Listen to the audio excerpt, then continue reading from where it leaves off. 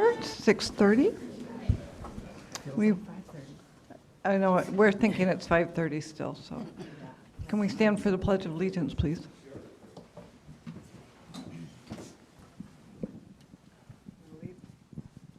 Salute, pledge. I pledge allegiance to the flag of the United States of America and to the republic for which it stands, one nation, under God, indivisible, with liberty and justice for all. Thank you. Thank you indeed. Roll call. Julie Beechner, Here. Joe Marcano, Here. Mary Little, Here. Jose Gonzalez, Lori Eskew, Here. James Robinson, Here. Lori Cisneros, Here. Anaí Valencia. Here. Thank you. Thank you. Item 1.4, adoption of the agenda. Motion. Second? All those in favor? Aye. Any discussion? Any opposed? So ordered. 1.5, approval of minutes for February 11th, 2025, sorry. Motion. Second. All those in favor? Aye. Any discussion or any changes? Any opposed? So ordered, thank you. And do we have public comments for tonight? 3 comments. Okay, we have, First speaker is Glenn Clayton.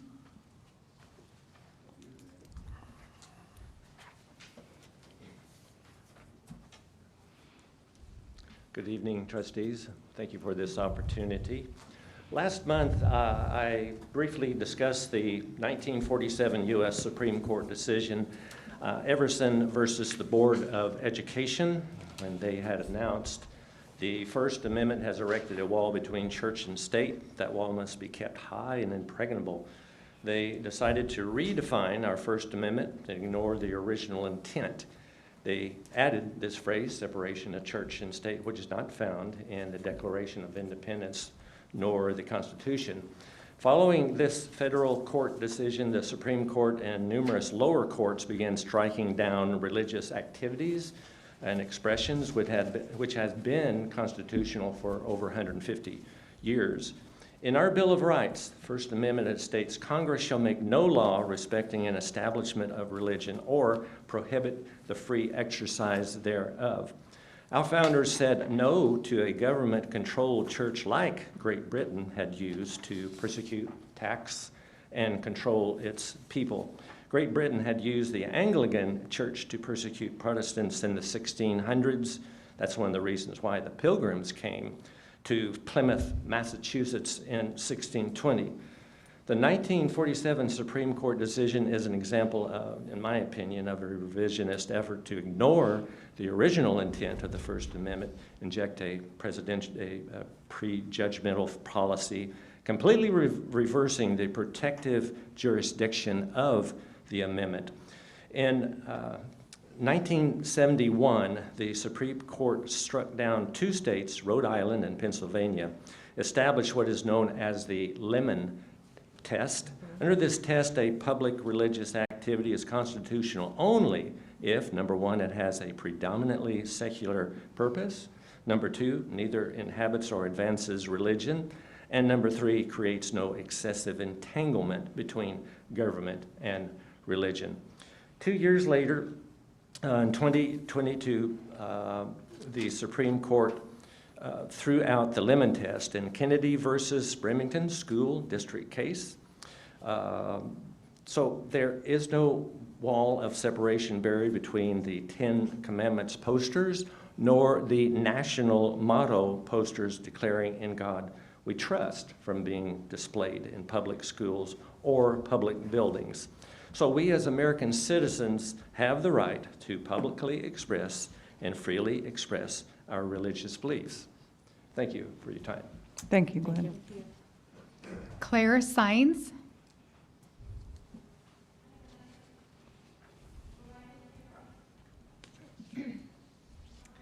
Good evening, board members. My name is Claire Sines, and I'm a current senior at Centennial High School. and I participated in Unit 5 of Centennial's We the People team, where we discussed putting up the 10 Commandments in classrooms. I'm here today to urge you to follow the Constitution and not require the 10 Commandments to be put up in classrooms. As a religious person myself, I believe that it is each individual's choice to determine whether or not they want to participate in Christianity and follow something that is such a core part of a specific religion. We can look to the First Amendment itself, where the United States courts define the Establishment Clause as prohibiting the government from establishing a religion. Furthermore, we can look at this subject in a more historic manner, as founding father Thomas Jefferson included in his letter to the Danbury Baptists that there should be a wall of separation between church and state. Since public schools are government-funded institutions, allowing them to display the 10 Commandments would be seen as the government telling students which religion to practice, which is equivalent to government establishing a religion. The Supreme Court has actually heard cases related to this subject. In the case McCreary County v. ACLU, in 2005, the Supreme Court ruled that displaying the 10 Commandments in courthouses and public schools violated the Establishment Clause and therefore the Constitution. Students in schools are captive audiences and therefore cannot choose to leave the classroom when a religion is being forced upon them. Displaying the 10 Commandments in classrooms could pressure and intimidate students into practicing Christian values that may conflict with their own religion or lack of religion. The argument that the Free Exercise Clause in the First Amendment protects this display of commandments is insufficient, since this clause protects other religions like atheists and Hindus as well. Not displaying the 10 Commandments will not violate anyone's right to freely practice Christianity themselves, but displaying the 10 Commandments will violate other people's rights to choose to practice their own religions without feeling intimidation or coercion. I ask you to consider the students who will be severely impacted by this decision, the Constitution, and the Supreme Court cases, and deny the displaying of the 10 Commandments in classrooms. Thank you. Thank you. Dennis McLean.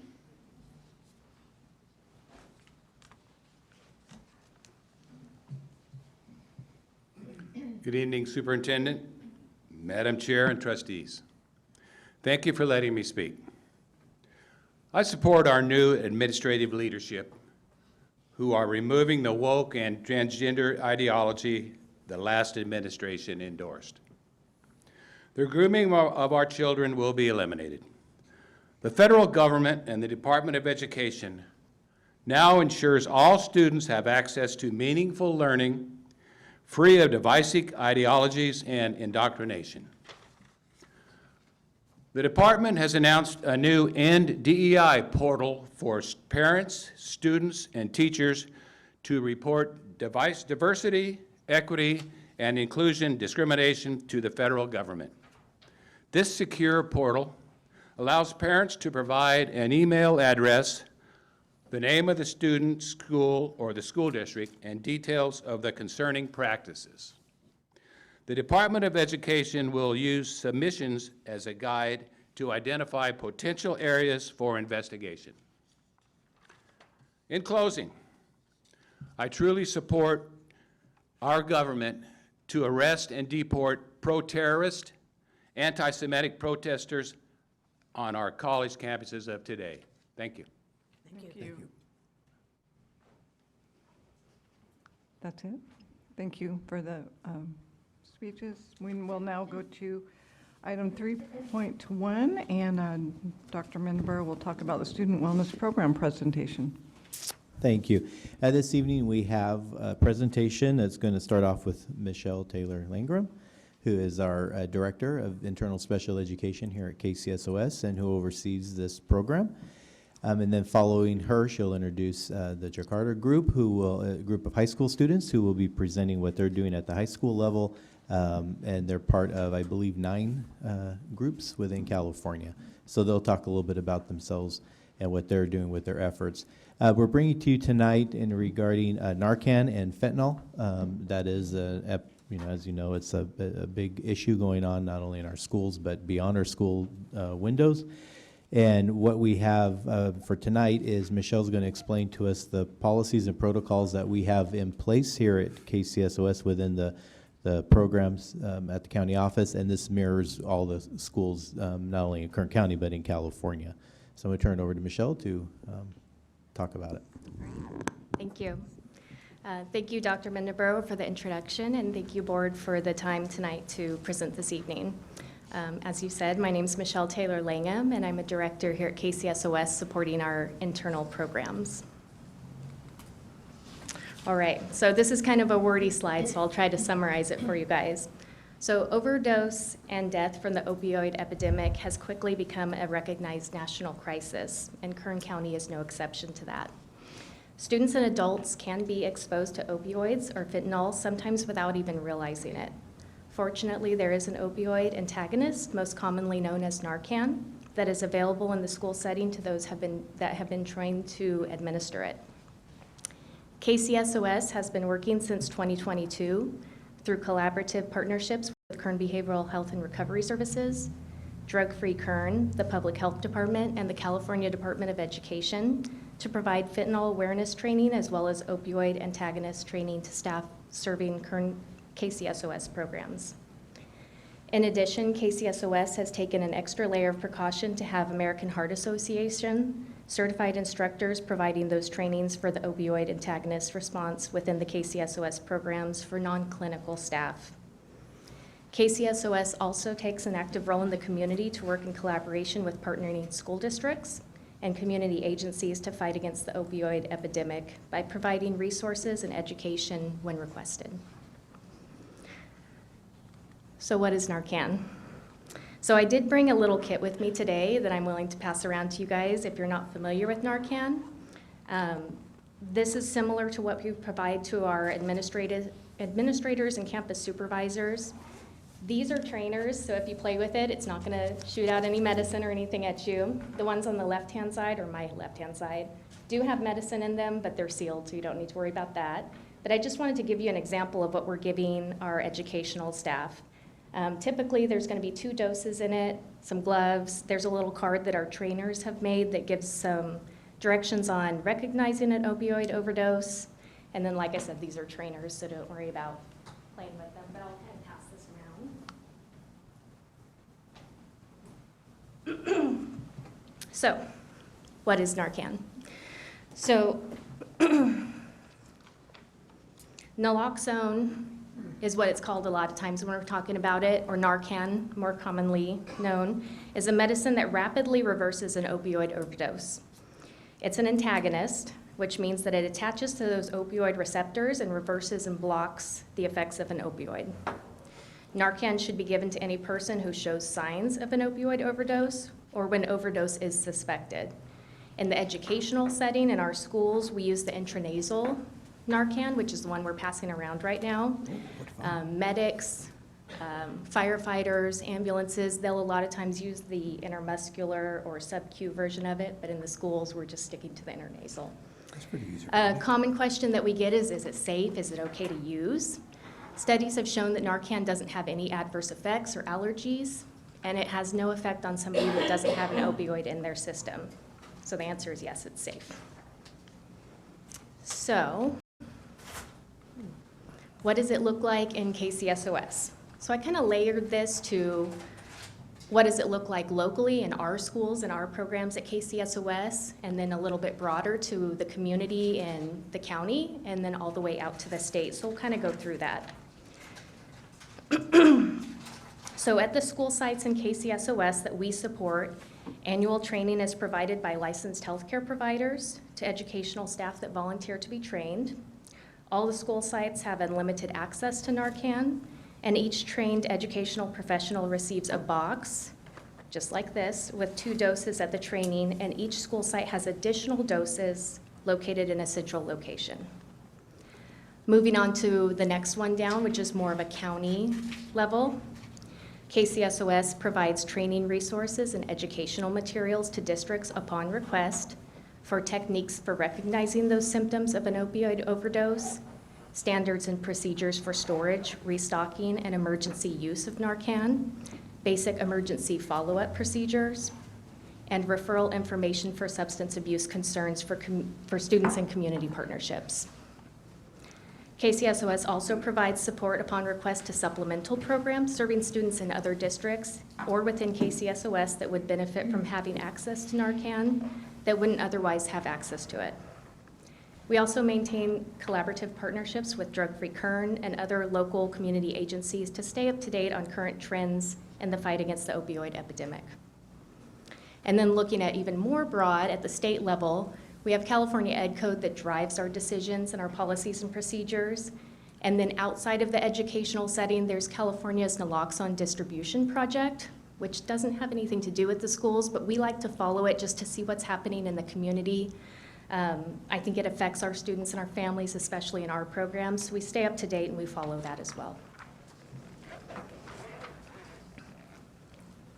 So if we narrow this down a little bit more and we look at our specific KCSOS student programs, all administrators have been trained in accordance with California Ed Code by a licensed healthcare provider and have been given Narcan in the educational setting.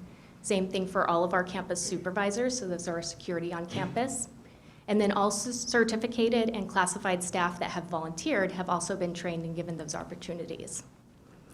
All KCSOS program campuses also have those additional doses of Narcan that are centrally located on campus for an emergency overdose.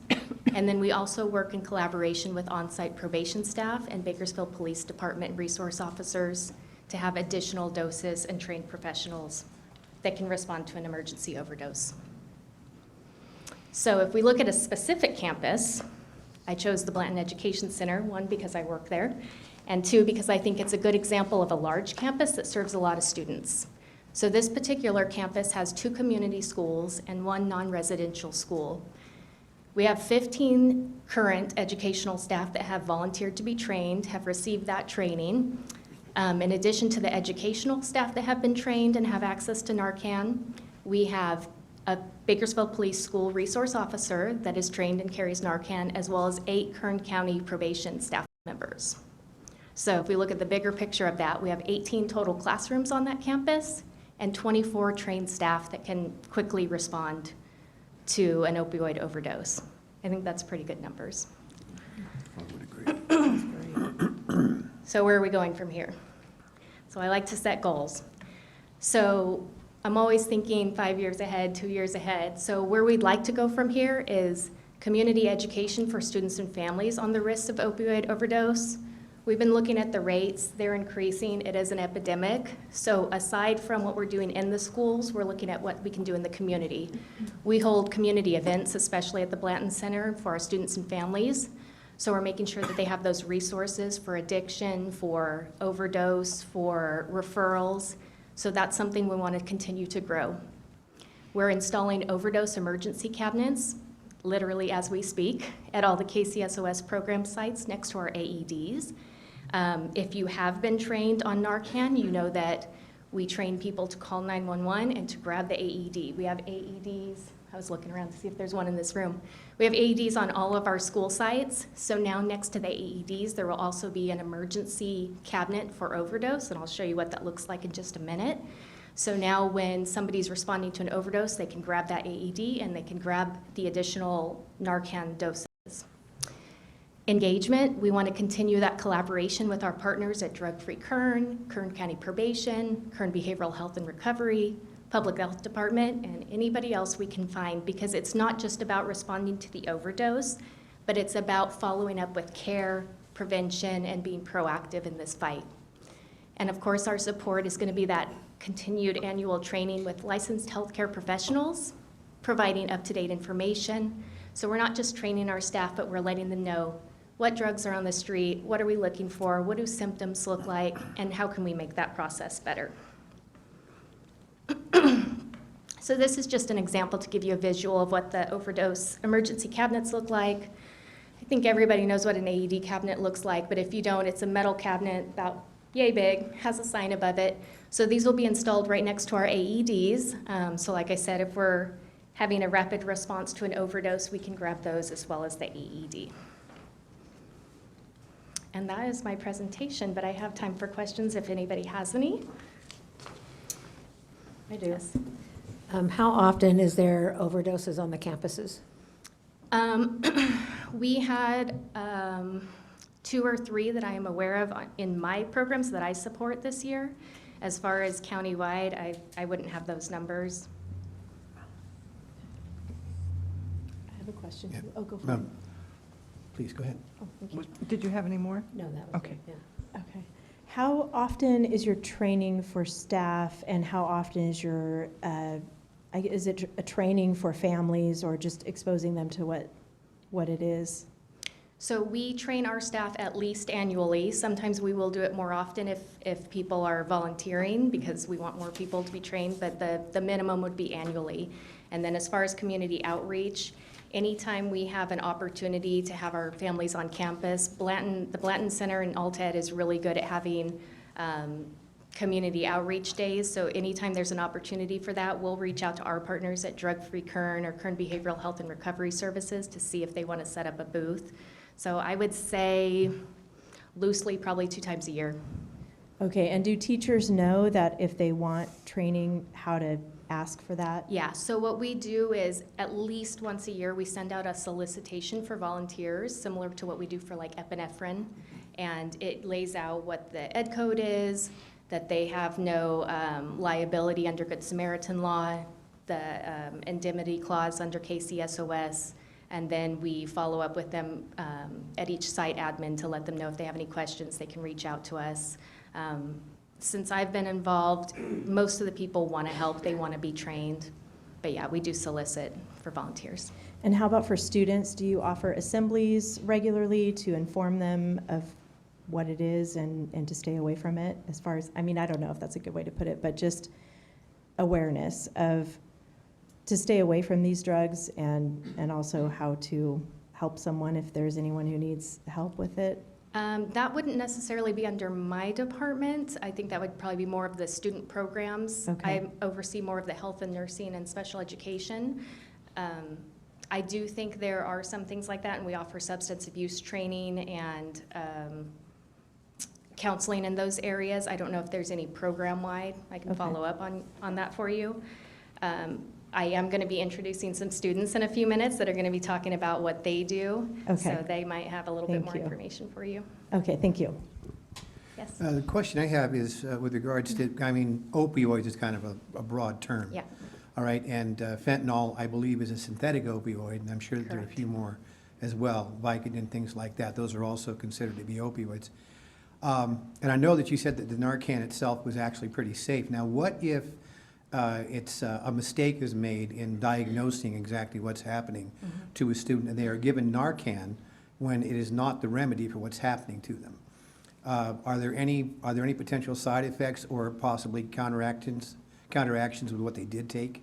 Yeah, that's a great question, and we cover that in our training, and the answer is no, there's no adverse effects. So one of our trainers will actually say, when in doubt, put it in the snout, because the answer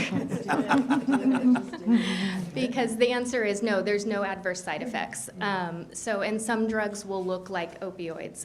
There's a drug out on the street right now called Tranq. It's a veterinary tranquilizer that the kids are using, and adults, I suppose. And the symptoms and signs will look like an opioid overdose. And that's, again, through our partnership with Drug Free Kern and some of those partnerships, that's the information we're getting, and they kind of tell us it may look like this, it's okay to use Narcan. Because we would rather save a life and err in the side of caution than say, oh, this might be something else, let's let them lay here until, a fire truck can get here or an ambulance can get here. So no adverse effects, no allergies. And the training that we receive from all of these agencies is that if there are no opioids in the system, there's going to be no reaction at all. And so the more traditional compounds like heroin, morphine, things like that, the Narcan Yes. also works. Yeah, anything in the opioid family. So you're talking heroin, morphine, Vicodin, Norco, fentanyl, anything in that family. Very good, thank you. You're Thank you for what you presented this evening. I got one question. Hi. Yes. As to the 2 or 3 overdoses that you were aware of, do you know if Narcan was administered, and if so, was it effective? It was effective every time. Okay. Yeah, Excellent, thank you. you're welcome. So I have one more. So how many boxes are on the campus? I don't have an exact number for you. But it's free in California to anybody. If any of you were to walk into a pharmacy right now, you can get it free. We get it from either Drug Free Kern, California Department of Public Health. I was going to say education. Too many acronyms. And so we just get boxes and boxes of it. And so anytime I check in with the programs I support, I just make sure they have plenty. So I know that's not the answer you were looking for. You wanted a number, but I can tell you there's specifically there's the boxes that you have installed in the, So the boxes, the overdose boxes, these, they will carry 3 boxes this size, is what I'm told. So, but in addition to that, every school campus has additional cartons of Narcan, which have 12 in them. And there's at least, I would say, 2 or 3 in every office. And from my experience responding to overdoses, usually we'll give about 2 doses. If we're getting up to 3 or 4, fire trucks or ambulances have already gotten there, and they usually give either sub-Q or intermuscular Narcan by that time, and then we're hands off.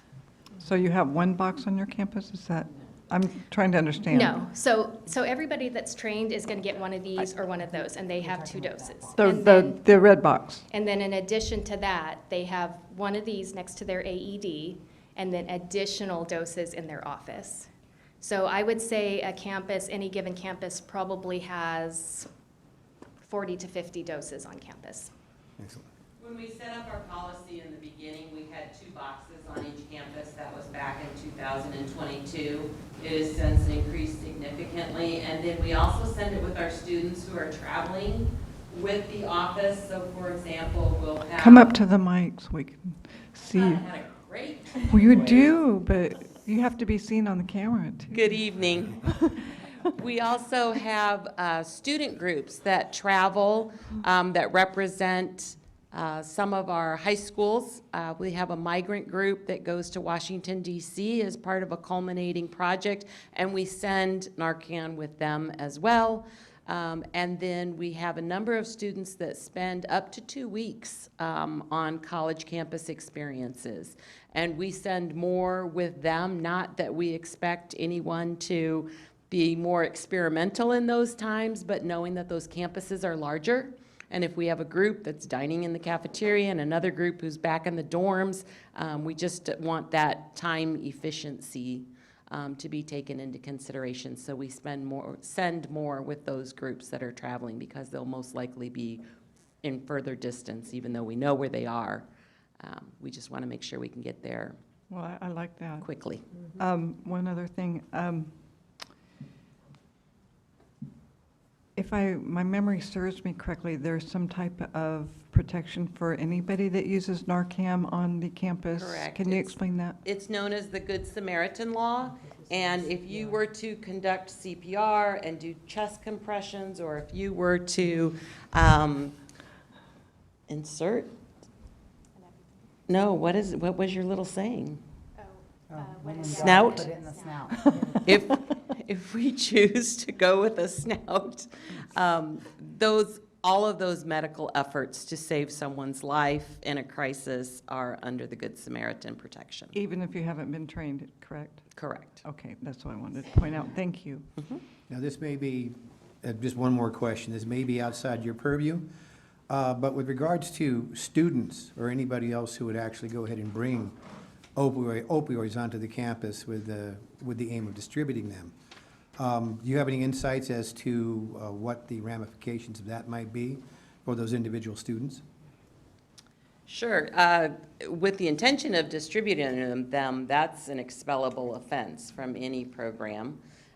We try to provide as much support to the students as far as getting them counseling and those types of things so that they can realize the dangers. But use or distribution is an expellable offense. Thank you.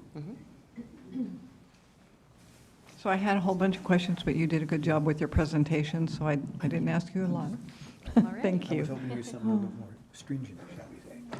Okay, so with that, I'm excited to introduce you guys to the, and I may say it wrong, the CARE group. Did I do pretty good? Okay, this is a group of students that is going to come up and talk to you about some exciting things they have been doing with Narcan distribution. They are out of Kern High School District, and they'll tell you a little bit more about their efforts in the opioid epidemic. I will pass this off to you guys.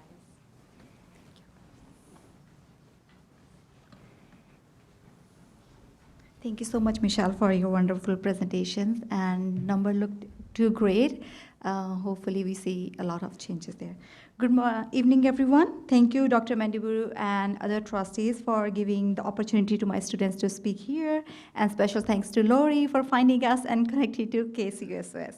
My name is Kuljit Kaur, and I work for Jukara Movement, which is a nonprofit organization.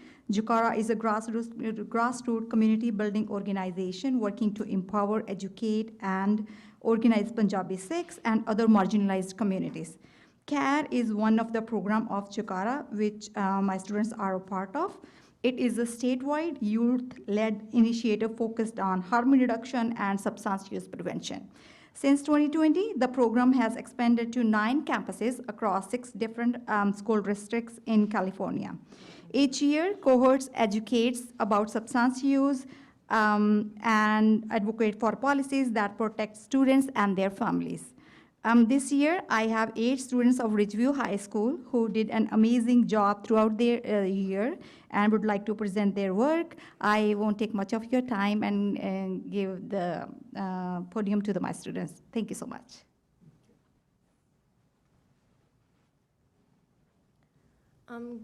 Good evening, everyone. I am Hilva. Can we have our presentation on, please? We're getting it. Thank you.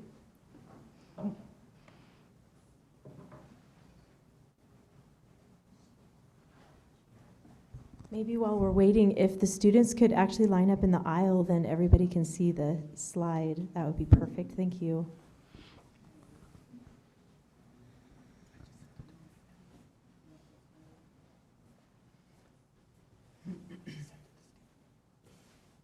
I just resent it to both of you.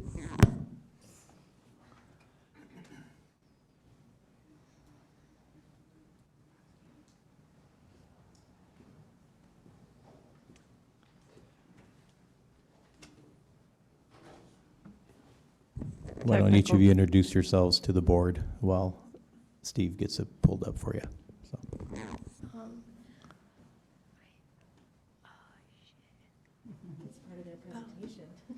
I'm Sernit. I'm a junior in Ridgeview High School. I'm Joey, and I'm a junior at Ridgeview High School. My name's Antonio Lopez, and I'm a senior from Ridgeview High School. I'm Allison, and I'm a senior at Ridgeview High School. My name's Renee, and I'm a sophomore at Ridgeview High School. And my name is Gurleen, and I'm a junior at Ridgeview High School. Thank you. Well, we're looking forward to hearing from you in just a minute. How many of you know Alex Delgado? He's an English teacher over there at Ridgeview, I believe. He moved on. Maybe.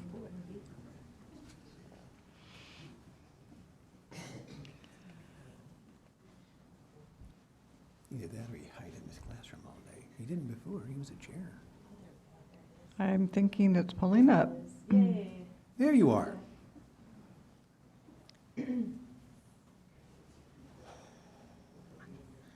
Good evening, everyone. I am Sernit Kaur. I'm a junior in Ridgeview High School, and I'm a CARE intern. CARE is a year-long youth-led internship that does community outreach and educate peers and community about substance use.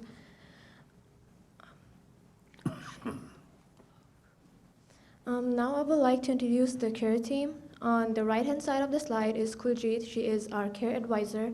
On the left-hand side are my peers, Alessandra, Gurleen, Deneen, me, Antonio, Hernit, Allison, and Joey.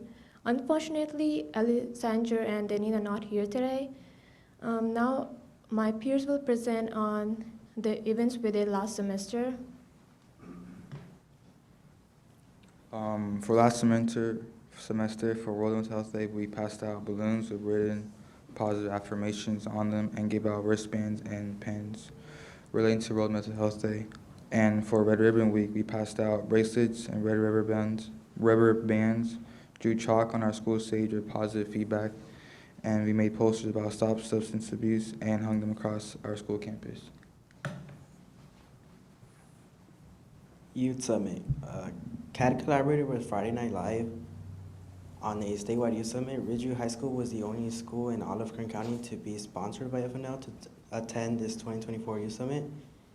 Trainings, CAD interns spend the day participating in CPR training as part of our certification process. Excellent. Interns in the CAD program are Narcan administrated as well, certified. Moving on forward on a little bit of the background on what we were asking for from the Kern High School District. We were asking for Narcan to be placed in each classroom of Kern County, subject to each grade level. With the issue being that opioid overdoses are increasing, it puts our schools in vulnerable positions. The solution that we came up with is to equip classrooms with Narcan to reverse opioid overdoses and prevent fatalities. Why it matters. Narcan is proven to save lives within minutes and could make a critical difference in our school settings. How it would work. Narcan would be placed in every classroom in an easy-to-reach area in case of any emergency.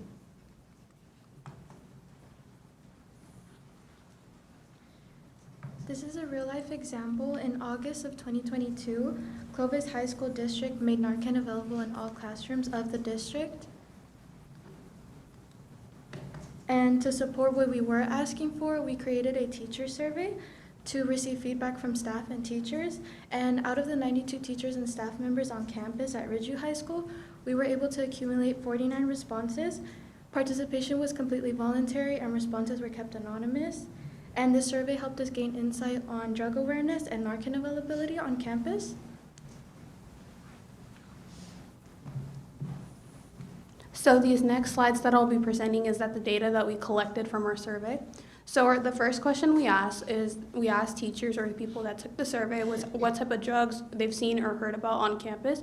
The top two ranking drugs were weed and vapes, with weed ranking at 89% and vapes ranking at 75%. With the next question we asked teachers were naloxone if they knew where it was located on campus. The majority of teachers had responded with no, and this is an alarming statement because what if there's a fatality on campus? Teachers need to know where this drug antagonist is to get the help that this student needs. So the next question what we asked was if they're naloxone certified. The majority of teachers had responded with no. To follow up with this question, we had asked teachers if they were willing to get certified if the school provides training. Approximately 70% of teachers had showed an interest to get Narcan certified. The question is, if teachers are willing to get certified, why don't we have enough resources in place to provide this training? And then we have if they have a Narcan kit. So many teachers had responded with no, which is a very alarming situation because what if there's a fatality or a situation on campus and a student can't get this antagonist? It could lead to a fatal consequence.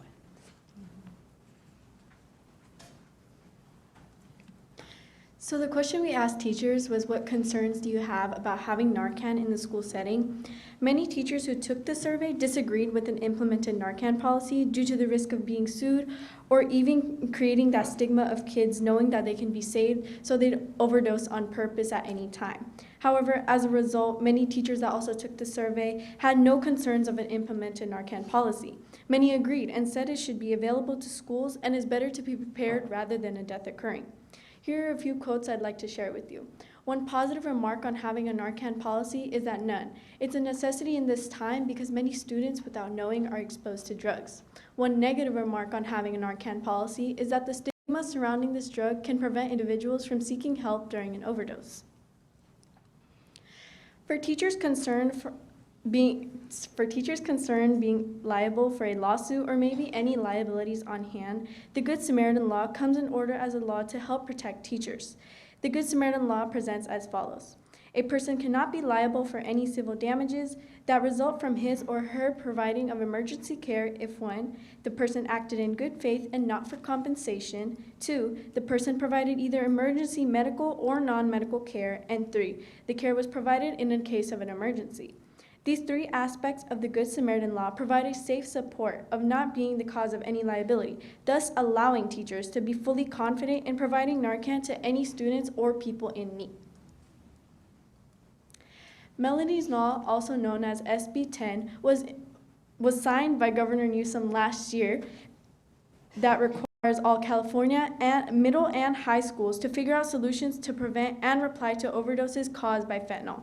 One of these solutions included training teachers for life-saving fentanyl responses, and by providing students and adults with the right resources they need to gain information about the opioids. Many teachers don't have the chance to prevent a life from being lost to an overdose. As shown in our data, a majority of these participating teachers were willing to be certified by a professional, which can boost confidence and comfortability. If we could offer training to teachers who are eager to learn but held back by limited resources, it gives us strong reason to eliminate barriers within current districts and unite as a community. Thank you, and if you ever need to contact us, our information will be on the screen. Can you tell us what KHAR stands for? What, Can you repeat that question, please? KHAR? Care? Care. It's, sorry. Sorry. It's a word in Punjabi. It means to take care of, or to have like a well-being, basically. And it's basically a word that represents our motive. Oh, very nice. Thank you. Yes. Very well done. Thank you. Do you guys have any more questions? Would you guys like to explain or let the board know exactly what you do out in the community as a group? So This is so important. I know so many people that have died from fentanyl, and I Yes. just had another one die last week, my friend's daughter, and I'm really sorry. Can I ask a question really quick first? I might be misunderstanding, but is Kern High not doing this right now? But you are asking for this push? Is that? Yes, yes. Okay, so you've gone to the board, Yes. we have. but this has not been It has not something that's taken up by Kern High School District? So there's Okay. no Narcan on campus? No. In classrooms? It's on campus, but not in the classroom? Yes. So if somebody ODs in a class, you have to wait for somebody to bring Narcan to the classroom, which could be anywhere, Right, yeah. because I know campuses are big. So you have to wait for a proper person to bring the Narcan to the classroom? Yes. Okay, thank you. Question, you've been through the training for this? You are certified to administer Narcan? Yes, we're both CPR and Narcan certified. How long did the training actually take for the administration of Narcan? In minutes? In minutes, I'm not very sure, but when we went to our CAD retreat in Turlock, we were able to receive our training from the advisors from each region. And was that also too at the same time that you received the training for CPR? No, we actually had a separate CPR training at another time, and it was from a CPR professional. Thank you. No problem. you put together a very good presentation. Thank you. Indeed. Thank you. Then you guys can explain well, go ahead and explain the different projects that you have been doing Yes, out in the sorry. community. Oh, sorry. No, you're fine. So on our campus, CAD has actually collaborated with Friday Night Live, and they actually have the same motive as us. So as a club and an internship, we collaborate with them to hold community events. So we actually just had a past town hall, and we did generational various alcohol uses within each culture. And this was open to the public, and we held it out in our school library, just spreading information within the community and our own students about these type of, how do I explain? These type of drugs and alcohol, like just spreading an awareness of it overall. And then, yeah, we did a Red Ribbon Week event where each day of the week we did a dress up day, and then we did a pledge where students could come up and sign, say don't do drugs, and leave messages to where informational messages on Red Ribbon Week. So I have a question. Do you guys take this off campus? Like, do you go to outside of the community to make people aware of what you're doing at Ridgeview? So maybe other campuses can get involved? Like, there's First Friday downtown. There's Second Saturday that they have pop-ups on F Street. There's different community outreaches. There's probation department and stuff that they, Church Without Walls. There's different things and community outreaches within our community that you can take your voices out to, that maybe other campuses would be involved with? Because if you can get more campuses to come with you, more the merrier. No, I agree. I can answer on behalf of them. So we do ask other people to collaborate, and those who invite us, we go there and table. For example, we went and table on 5K Sikh Association walk, and we distribute the flyers, the resources that we have. We don't have our own resources, but we gather from maybe current KBHRS, police departments, and all. Apart from that, who we find that their mission is with us, we try to collaborate with them. We are going to collaborate with the another event which happens annually here in the Kern County. It's called 661 Earth Day event. So we'll go over there and attend their event. So this whole program is considered out of the school hours. So sometimes I have to take care of my students and think we do not have too much workload on them because they have clubs on the campuses that they are part of. They have other internships that they are part of. They have their school homework. So most of the time that they do their work, either doing the events on the campus or after school hours or on the weekends. So, yeah. Two things. Have this effort spread to other schools, and are you going back to the Kern High School District for more information? No, we are not anyhow related to any school or the district directly. So we are nonprofit organization, so we pick the school where we want to do.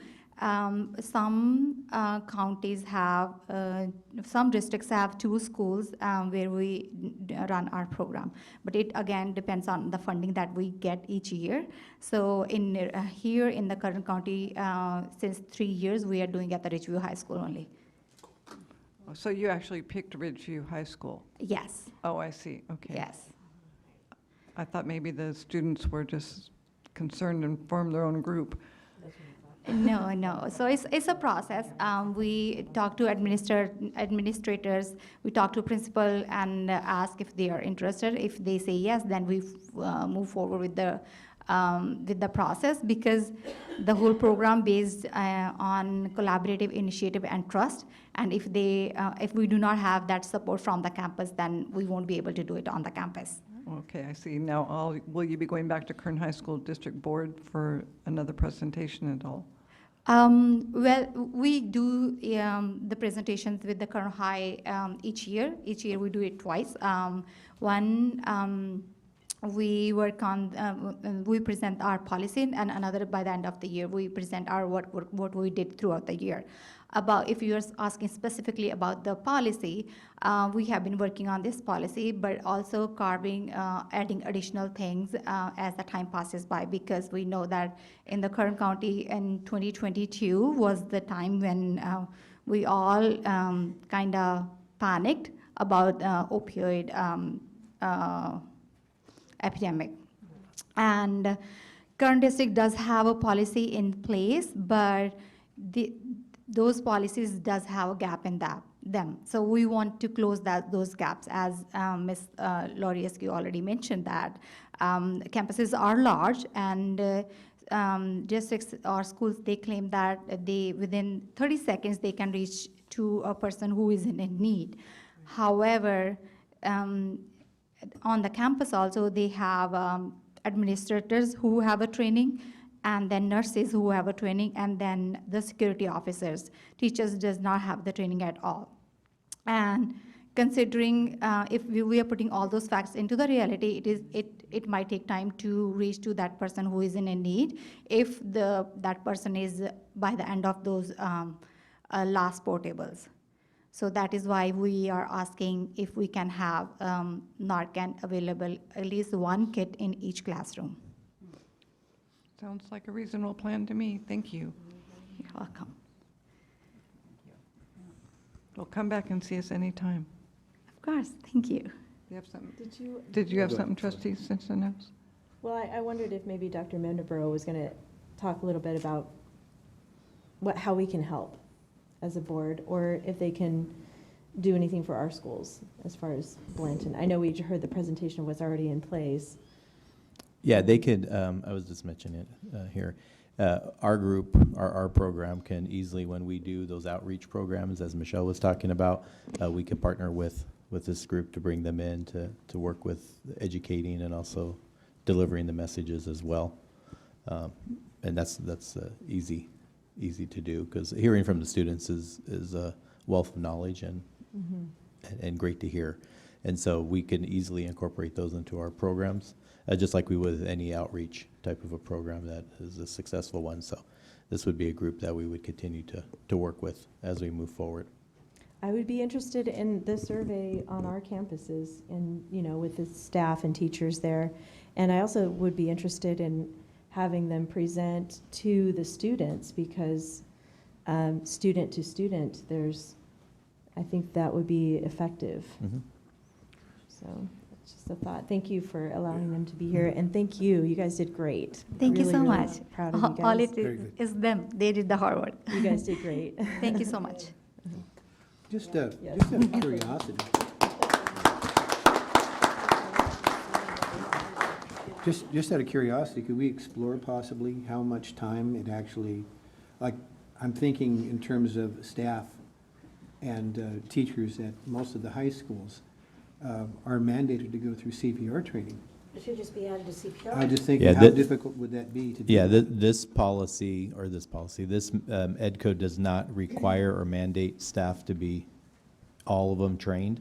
So we cannot force the school to train, or not school, I'm sorry. We can't force staff to be trained. They have to have, that's why they have the Good Samaritan law in place, because if there is a time where a faculty member grabs the Narcan to use out of immediate need, they're held harmless. The state requirements does not mandate, meaning that we cannot force a teacher to be trained or any staff member. We could take them by volunteers. As you heard from Michelle, our teachers and staff, overwhelmingly, majority of them, take the volunteer. How each district implements, every school district is required. So Kern High does have this program in place. They do have Narcan available. They have specific people trained that are, according to us, administrators, medical staff. They all have to be trained under the law. Everybody else, it's volunteer. Just same with AED. It's a volunteer. We can't force staff to be trained on AED, but if they do use it, they're held harmless through the Good Samaritan law for that. This group, like many others, would like to see it in every classroom. It would make sense to have it in every classroom, but a school can't go in and put it in every classroom and say, now you have to be trained, because the only ones that can have it in possession at all times would be those who are trained. So if we put them in rooms and the teacher's not trained or the staff isn't trained, then we'd be violating the law, because they have to have it by a trained person. In that box by the AED machines, that's what they would call like an exception type of the rule, because it isn't a locked box and those who need it can get it upon the need. Same as the AED type of, and not locked, but I mean it's a controlled box where it's protected. Having it in the office is the minimum requirement. A district can, if staff says they want to be trained and they want more of it, of the training, then they can have the Narcan with them in the classroom. That's not a problem. And so it's the commitment to try to expand it, because Narcan is, fentanyl and opioids is so rampant right now. The more the people have it, the better, but it's not a requirement. Yeah, I recognize the fact that, it isn't a requirement.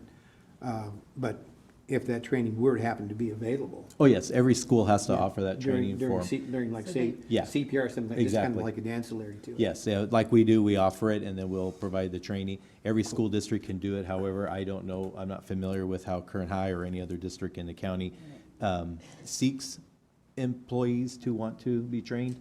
I just know that it's available to anyone who does want to be trained. So how they do it, it's up to them. CPR is mandatory for credentialing. I forget. So Why there is, wouldn't Narcan be mandatory? the state does not have that as a requirement.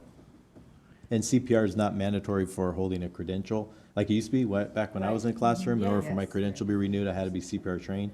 Now it's not that way at all. Certain people, identified staff in a school district are required, so anyone in the medical field. A lot of times, special education. Security. Teachers, security, administration, they all have to be certified because you have to have somebody on campus that can deliver it, but the state does not require every single individual to have it. And we would not require state approval to do that, would we, if we decided to go ahead and combine that with CPR? No, we would offer it at the same time, but we couldn't mandate it, because the employee could say, no, I don't have a legal right to, you can't force me to do it. Thank you very much for your presentation. Indeed. Yes, and it seems like maybe part of the reason could be that teachers are a little bit afraid of it because they don't know enough about it.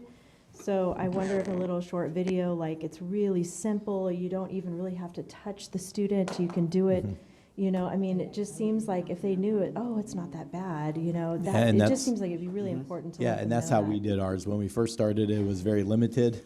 Very few staff wanted to be trained, but as you can see with the more want to be. And, Yeah. and also, I think if there is, unfortunately, our program, we have had situations, so I think that's makes staff want to be more trained. If you're at a school where that hasn't happened or you don't hear about it, they're less likely to say, oh yeah, sign me up, because they don't know what they don't know. Right. That's what I'm wondering, if your group could do a little video or something about how easy it is to use, you know, just to kind of get it out there for people to know, you don't need to be afraid of this.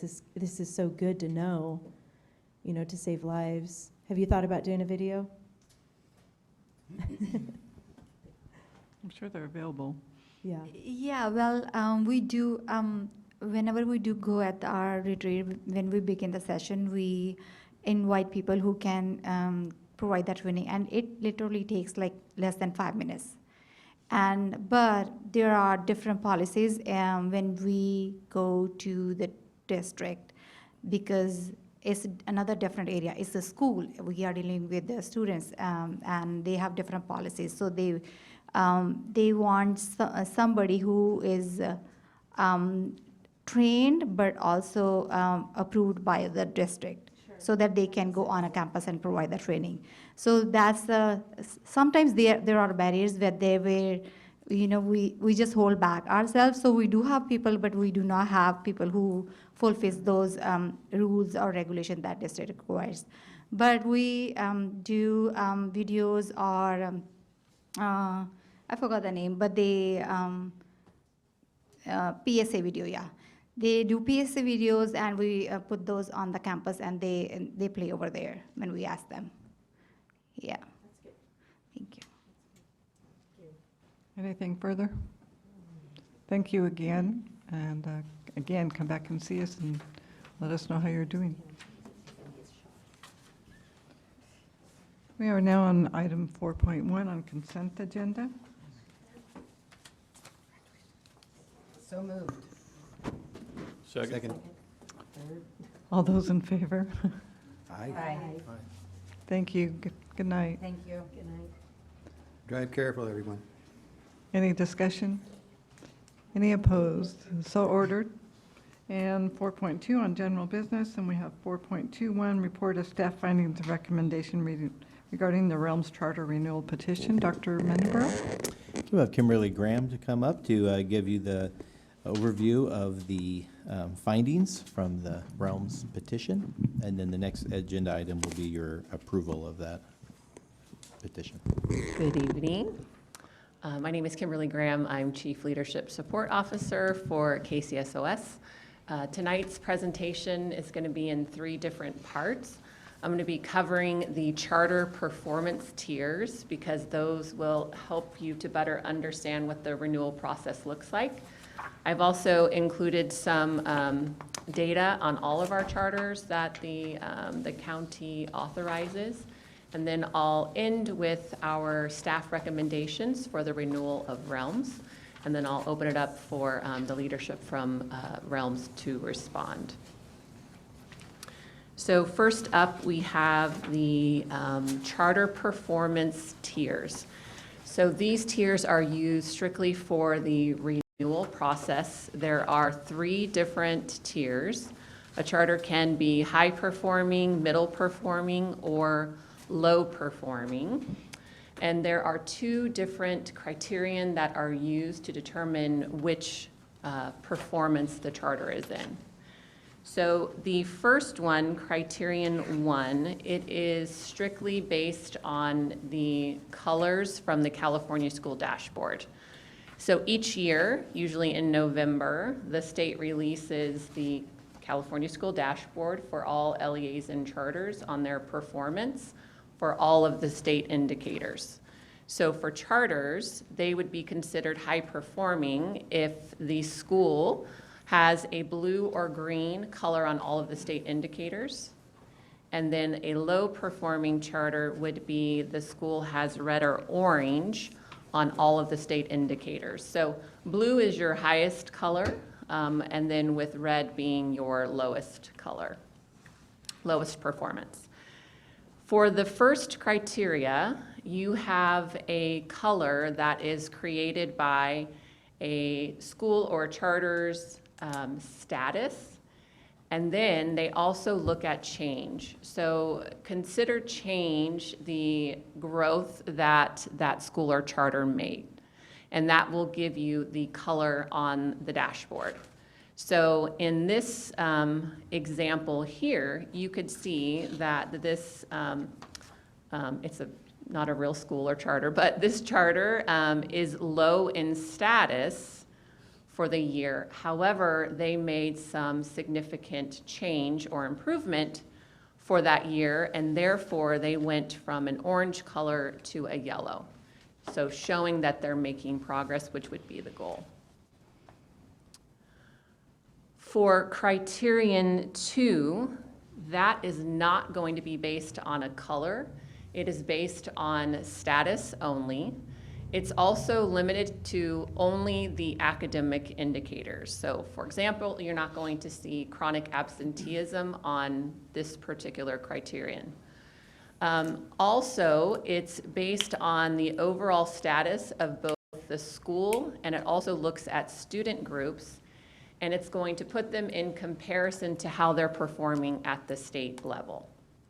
So my examples here, so on the dashboard, we have all students are performing at 30.7, below the standard. But for the state, they are performing 13.2. So in that case, the charter would be performing below the state. Then it also looks at student groups. So this example shows socioeconomically disadvantaged. So for this student group, they are performing at 42.1 points below the standard. But then you look at the state, and they're close, which is 40.9, but still performing below the state. So in criterion 2, if the school has all students and a majority of the student groups scoring higher than the state, they could give a performance tier of high performing. And low performing would be the school has all students and the majority of student groups scoring lower than the statewide average, and that would give them a low score. So there's 2 different ways to get that performance tier level. So for our charters, I wanted to show you how all are performing right now. So we have all of our county authorized charters performing in the middle performance tier. You'll see that CAT does not have a performance tier yet because they do not have a dashboard. They will have their first dashboard in 2025 of November. We've also listed the renewal years because remember, this performance tier is really only important when it comes to the renewal and what that process might look like. Okay, so charter renewal criteria. So if a charter, that performance tier is high performing, the renewal will be for either 5, 6, or 7 terms. For middle performing, it would be 5, and then low performing would be either a non-renewal or a 2-year term. And there is one caveat to that presumptive renewal. And so the exception to that would be that there would be a finding that the school is unlikely to successfully implement the program due to either fiscal or governance factors, or the charter school is not serving all the pupils who wish to attend. So I'm going to cover just some data. I'm not going to go through each of the slides, but I will share the deck with you so that you can take a closer look, because it is quite a bit of data for you. It's going to include all of our charters for each of the indicators for 2 years. And then it's also going to show you where they are performing in comparison to the state. So this data right here is for English language arts. So the green line is where the state is performing. The gray bars, the next one over, will be how is our county performing. And then you'll see I have data for each of our charters. So for example, Grow Arvin, they were 44 points below standard in 2023. As you can see, they made some gains in 2024, and they are 37 points. I'll also point out a large gain for Realms for 2023. You can see 79 points below, and now are performing at 58. So on this slide deck, again, I'll share this with you, but you're going to see data for each of those indicators. So this one is for math. Again, you can see where we're performing in comparison to the state, the county, and then you're going to see multiple year data indicators there. Yes? Is it okay to ask a quick question? Sure. The 0, is that mastery? Correct. Okay. 0 would be considered meeting standard. Okay. Yeah, so you can be at standard, you can be below standard, or you could be, if you're in the positives, that would be above standard. Got it. Yes. Thank you. Mhm. Any other questions so far? Okay.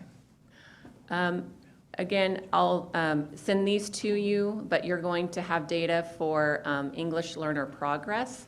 That's going to be in percentages.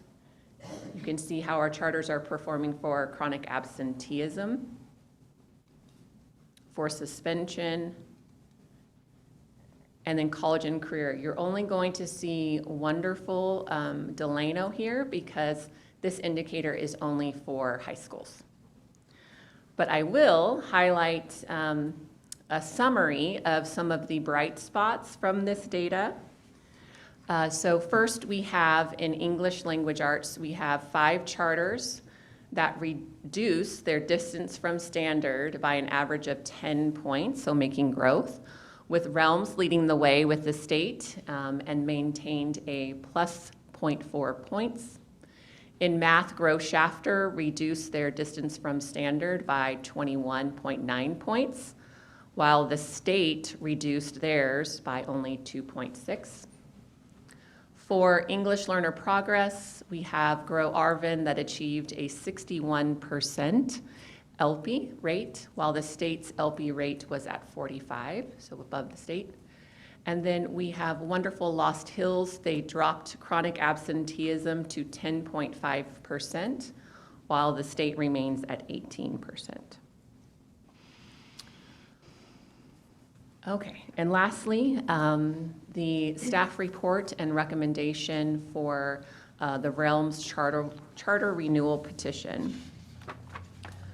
So a little bit of background. So Realms Charter was originally approved by the board in 2019. On the 2024 dashboard, as I just showed with the data, they met the middle performance tier. The charter submitted its renewal petition on January 10th of 2025, and then a public hearing was held on February 11th. So the petition analysis, so KCSOS staff and their expertise in the various components of the petition, they reviewed that submission, and the standard for a 5-year renewal would be that a charter is performing in middle tier or high, which would be realms, and also that the petition contains reasonably comprehensive descriptions of the petition requirements and also includes any updates to that petition. There is an unless, and so that's unless the authorizer finds that the charter will be unable to successfully implement the educational program outlined in the renewal petition due to substantial fiscal or governance factors. So our staff findings, so the staff found that it met all of the requirements except for a few. So in the first category, the process for how reclassified English learners, that needs to be more clearly outlined. And then also the petition did not include SELPA assurances and missing some language for how the charter is serving students with disabilities. The other findings were around being able to successfully implement the educational program within the renewal petition in regards to budget and fiscal issues. So there were some issues within the petition, including a deficit of revenues over expenditures, net decreases in fund balances, and fund balances reserves. The charter has consistently relied on its reserve funds to balance its budget. The charter's budget was established based on enrollment figures that ranged from 420 students in 2019 to 439 students in 2022. However, the enrollment has ranged from 159 students in 2019 to 237 students as of February of 2025. The budget projections had not been revised to address those enrollment differences. So for our staff recommendations, the KCSOS staff recommends that the county board approve the Realms renewal petition for 5 years, beginning on July 1st, 2025 through June 30th of 2030, contingent upon the execution of a mutually agreed upon MOU, addressing the findings in the staff report. Again, the rationale for this include that the charter was identified as being within the middle tier, middle performance tier. The KCSOS staff also believe that the charter's administration and board are committed to fiscal stability. And upon the receipt of those staff findings of the fiscal concern, the charter's board immediately began working on a revised budget and the fiscal stabilization plan. And the Kern County Board can also ensure that the charter remains fiscally responsible through a mutually agreed upon MOU. The original MOU from last month included the staff report. However, there were budget revisions that have been made since then. So therefore, the MOU has one amendment to it, and that is in the event that the charter does not project to maintain a minimum general fund reserve of 5% in the fiscal years of 2027 through 2030. By December 31st of 2027, the charter school board agrees to voluntarily close the school and terminate the charter by June 30th of 2028. Are there any questions I may answer? With regards to the 5% of reserves, is there a standard that's been established here in California for reserves regarding charter schools? I'm going to have Jonathan Medina come and It's speak to that. 3%, right? 3%? Okay. Hi, Board. Yes, that is correct. So 5% is what the state's expectation is in terms of reserve percentage for local educational agencies that are the same size that Realms Charter School is. So this 5% would be considered somewhat robust? It would, that's the lowest threshold that the state allows our office to approve or conditionally approve school district budgets with. So if they, again, our expectation is that if they can't hold to that minimum standard, then that would be an area for concern. So that's why we set it at 5%. Thank you. My question is about one of the charts that we received in our packet about the Unsound Education Program and talking about the deficit spending. Could you please explain to me what it means, deficit spending by more than $700,000 annually, indicating structural deficit exists? And is that based on their projected enrollment of 420 in 2019? Correct. So the enrollment that was originally projected, our office determined that was inflated higher than what it needed to be. So Okay. the actual enrollment that we were seeing was in the 200 range. Right, okay. And so we've been working very closely with the district so that the fiscal stabilization plan that Kimberly mentioned earlier addressed the entirety of that deficit spending has been now corrected. So the board approved a fiscal stabilization plan that included both notices to staff, budget line reductions, and all of it totaling that 700,000, which was starting in this next fiscal year, would be reductions so that they would not even get close to that minimum 5% threshold. Did that answer your question? Yes, I think so. The 700,000 was actual money that was spent, or is that a projection? That was all projected. So in the Okay, budget, because when okay. we approve budgets, we also have multi-year projections, it. so current plus 2 years. Got it. Okay, that helps. Thank you. Yeah. I do have one other question about, in the note from the office of Dr. Mendeborough, that second paragraph states, initially the charter was identified as being a low performance tier in the low performance tier in 2024. I'm assuming that's overall low performance? Yes, and then the state came and they changed the criteria, which then Yes. bumped them to I love the a state. middle performing tier. And do you know what changed? I'm thinking they lowered their standards. Is that what they did? I don't know the difference between the two, or what it was Suddenly before, they- but I could ask Oh, Kathy good. Morris. Somebody knows. Yay. Hi, Kathy. Hi, good morning, good evening. They were initially identified in the low tier, and then the state changed the way they defined majority of subgroups. That was based on the 2023 dashboard. So when we analyzed the 2024 dashboard, they were clearly in the middle. So we have to look at the two most recent dashboards. Okay. The first year, the 2023, they were middle tier based on that revised criteria. 2024, they were middle tier based on solid numbers. So the state changed, but Realms didn't change? Oh, no, Realms did change. They went Okay. from being red and orange in a number of areas to yellow. So when you look at that criterion two, we're looking at how the subgroups did, or all students and the subgroups did in comparison to the state. They did much better than they did in 2023. Well, I think they both changed.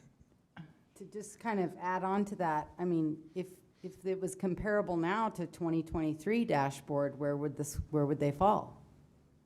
I realize 2023 they would is have been no in middle longer the tier. criteria.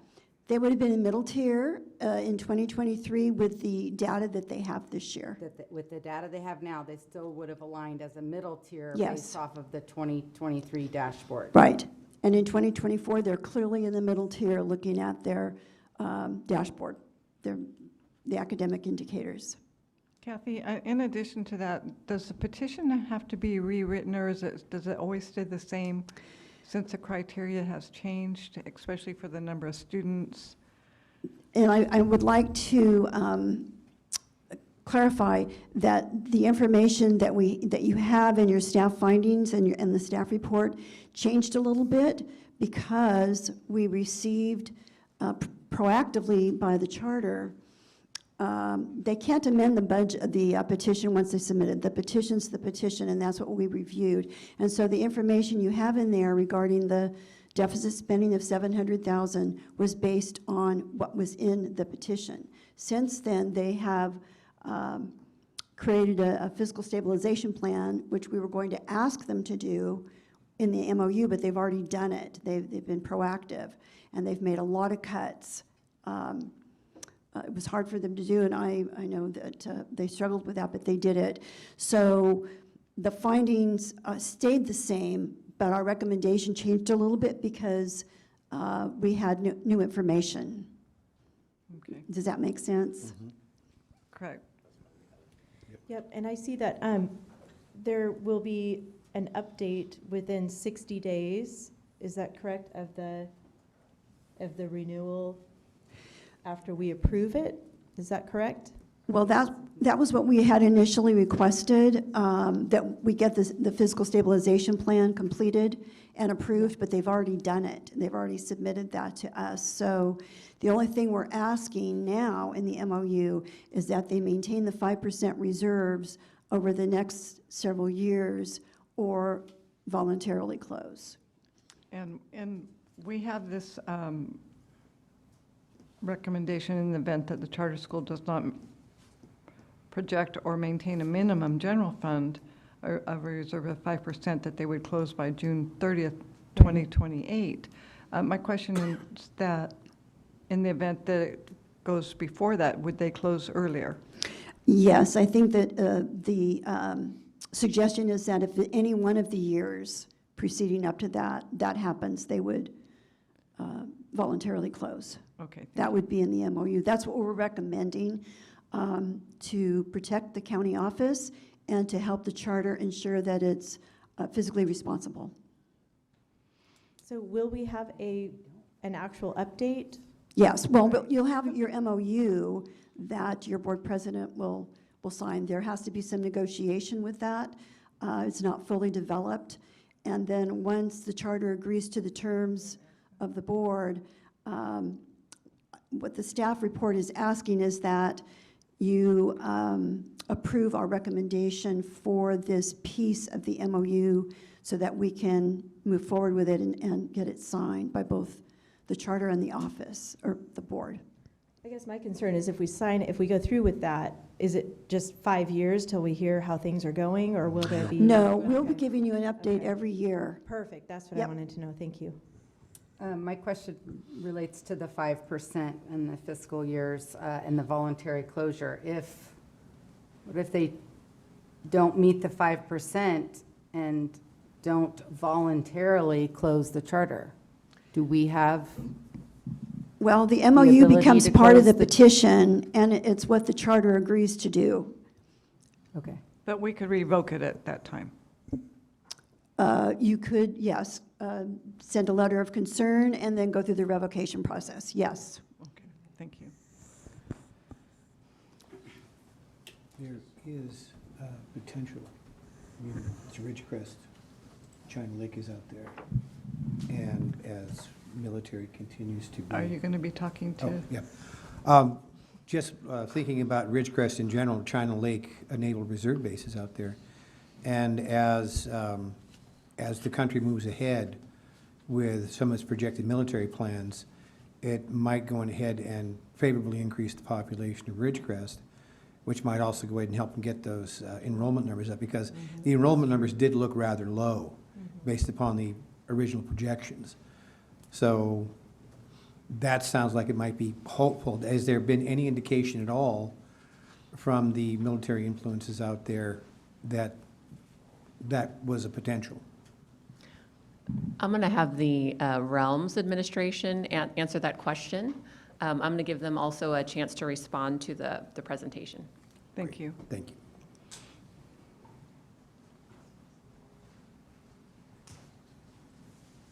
Hello again. Hello again. It's great to see you all. It's been a month. So to answer your question directly, I don't know that we're aware of that or that we're particularly planning for that eventuality.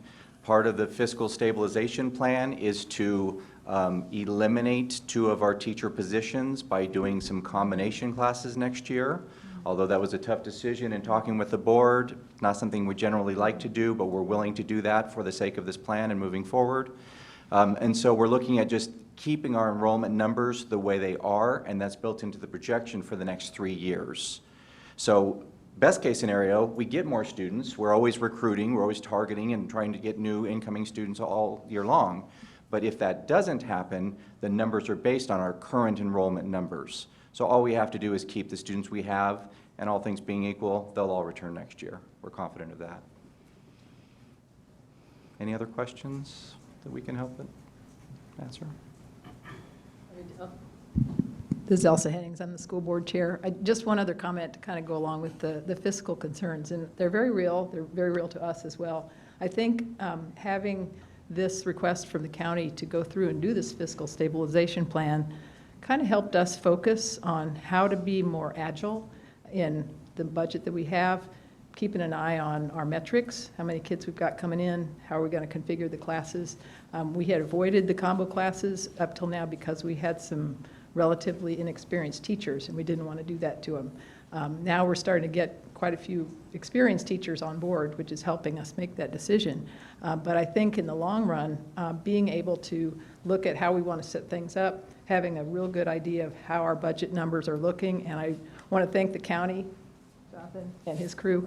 They've given us a lot of help on how to break things out and see what's actually going on within the budget so that we can act quickly when stuff happens. If we don't have the enrollment we need, we make immediate decisions to change that. Well, I know it's tough to cut teachers, but it sounds like you did the right thing on that. Yeah, and we also eliminated a number of other positions as well, clerical staff, paraprofessional staff, even another part-time TOSA that we had. So we had 7 total positions that were eliminated. Again, a difficult thing to go through, but we see the larger picture here, and that's the fiscal stability of the school and trying to work with the county and their support. And we again appreciate that in trying to make sure that we have a balanced budget moving forward. And as they said, the new budget that we have that was adopted by our board through this plan will allow us to just, if, like I said, all things being equal, we just have the exact same school we have right now, year after year after year. And just so you know, that 5% reserve for the size of our budget is roughly about $200,000 a year. It's not a huge chunk of money, so it's something that's very feasible. We already have reserves well over that, so we don't foresee any problems. And again, thanks to the support and encouragement of the fiscal office and everyone that's working together on this team. Thank you for coming again. Another drive out here. Okay. Anything else? Okay. Thank you very much. Thank you. Thank you. So I think we need to make a motion if we're going to approve the petition, and if we do, I have language that we need to adopt. I'm ready to make that motion. Okay, let me read the language. I move that this board accept and adopt as its own findings the report of the Kern County Superintendent of Schools regarding the proposed renewal of the Realms Charter, and that the approval be for a 5-year term from July 1, 2025 through June 30th, 2030, contingent upon the signing of a mutually agreed upon MOU between Kern County Board of Education and the charter school. So moved. Second. All those in favor? Aye. Aye. Any discussion? Any opposed? So approved. Thank you. Congratulations. I know you're working hard and hard on this. Well, hopefully next time we get even a better report. Thank you. Yes. Thank you. Item 4.23, approval of, I'm sorry, yes, that's 4.23, adopt resolution for National and Global Youth Service Days. Dr. Mendenborough? This is a resolution as it aligns with Leadership in Life. It's to promote the youth of America to grow and continue to be in leadership roles. Move to approve. Second? All those in favor? Aye. Any opposed? So ordered. 4.21, adopt resolution for school bus driver day, This is to honor all of our bus drivers here at KCSOS and beyond that transport our students on a daily basis. which they do a great job. I'll move to approve. Second? All those in favor? Aye. Any opposed? So ordered. I want to see those school bus rodeos, though. I was reading about that in the petition. That would be cool, the resolution. We'll let you know when those are coming I up. would They're love to usually in be the there, seriously. fall, Christian? Can electric buses compete? Oh, spring. Do the same with the livestock trailers. Yeah, send a day and I'll let you know. I definitely It's really a wanna see neat Okay, day. so we will get an invitation for Yes, that. we will Thank get you. you an invitation. And then 4.25, accept and file second interim report. We have John Medina, who will present the overview of the second interim report. All right, hi, board again. So I'm going to be presenting second interim. So this is our second mid-year financial review. The first one that we did this year was back in December. I think it was when Board Member Eskew and Robinson were very first meeting here. So again, this is our second mid-year financial review, and it'll be the last one that we're required to do during this fiscal year. So we'll start off by speaking about general fund revenues. So overall, general fund revenues are projected to increase by $7.7 million. LCFF sources are projected to be about 1.2 million of that, and that's due to, back in November and December, the state released a revised list of districts that were eligible for differentiated assistance, and that's what's driving that increase.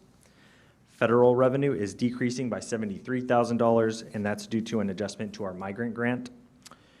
Other state revenue is projected to increase by $1.8 million, and that's related to additional entitlements and awards that we've received from the state of California since October. And other local revenue is projected to increase by $4.7 million, and that's primarily due to fee-for-service work that our office is doing, as well as other contracts and other pass-through funds that our office is receiving. But again, overall, an increase of $7.7 million. Would you repeat that last thing you just said about the local revenue increase? Correct. So that's primarily driven by fee-for-service. FIFR? Fee-for-service. Oh, fee. Sorry, I should have spoken. You're more talking so slowly. fast, I'm like, whoa. If Sorry. you could slow it down just a tiny bit for me, I would appreciate it. Sure, yeah, so fee-for-service, where Got it. our office provides a service to districts, and then districts, again, compensate us for those services. And those services are? They can be in this instance, these adjustments are for our clear administrative services credential, preliminary credentials, again, that are typically offered through human resources. Because those programs are just now getting ramped up, and we're getting contracts established either for the rest of this fiscal year or getting them set up for next fiscal year. So we're recognizing those revenues here. So it used to be in a different department and it's moved over to? It's now part of. I got it, okay, thank you. Mhm. So now speaking to the expenditure side of things, we saw $7.7 million increase to revenue. We're seeing a very commensurate increase in expenses really to deliver those services. So we break down expenditures in terms of our 4 primary functional areas. The first being alternative education, so that's the court and community students that we serve. That budget is projected to increase by $960,000, and that's being primarily driven by a grant program that that program has received, and they're investing in their culinary arts program. John, even though the numbers are dropping in that, it's going up by that much? This is just for a grant, which is funded regardless of enrollment. It's a student support and enrichment block grant. There was a newly awarded grant this fiscal year, and so now the department has now determined that they're going to be improving their culinary services program offering within that. Okay, I see, thank you. Yeah. Special education and SELPA programs are projected to decrease by $600,000, and that's just due to closing of unfilled and open positions right now. Administrative agencies captures the operations of our JPAs, so that would be CISC, Schools Legal, FICMAT, and CSIS.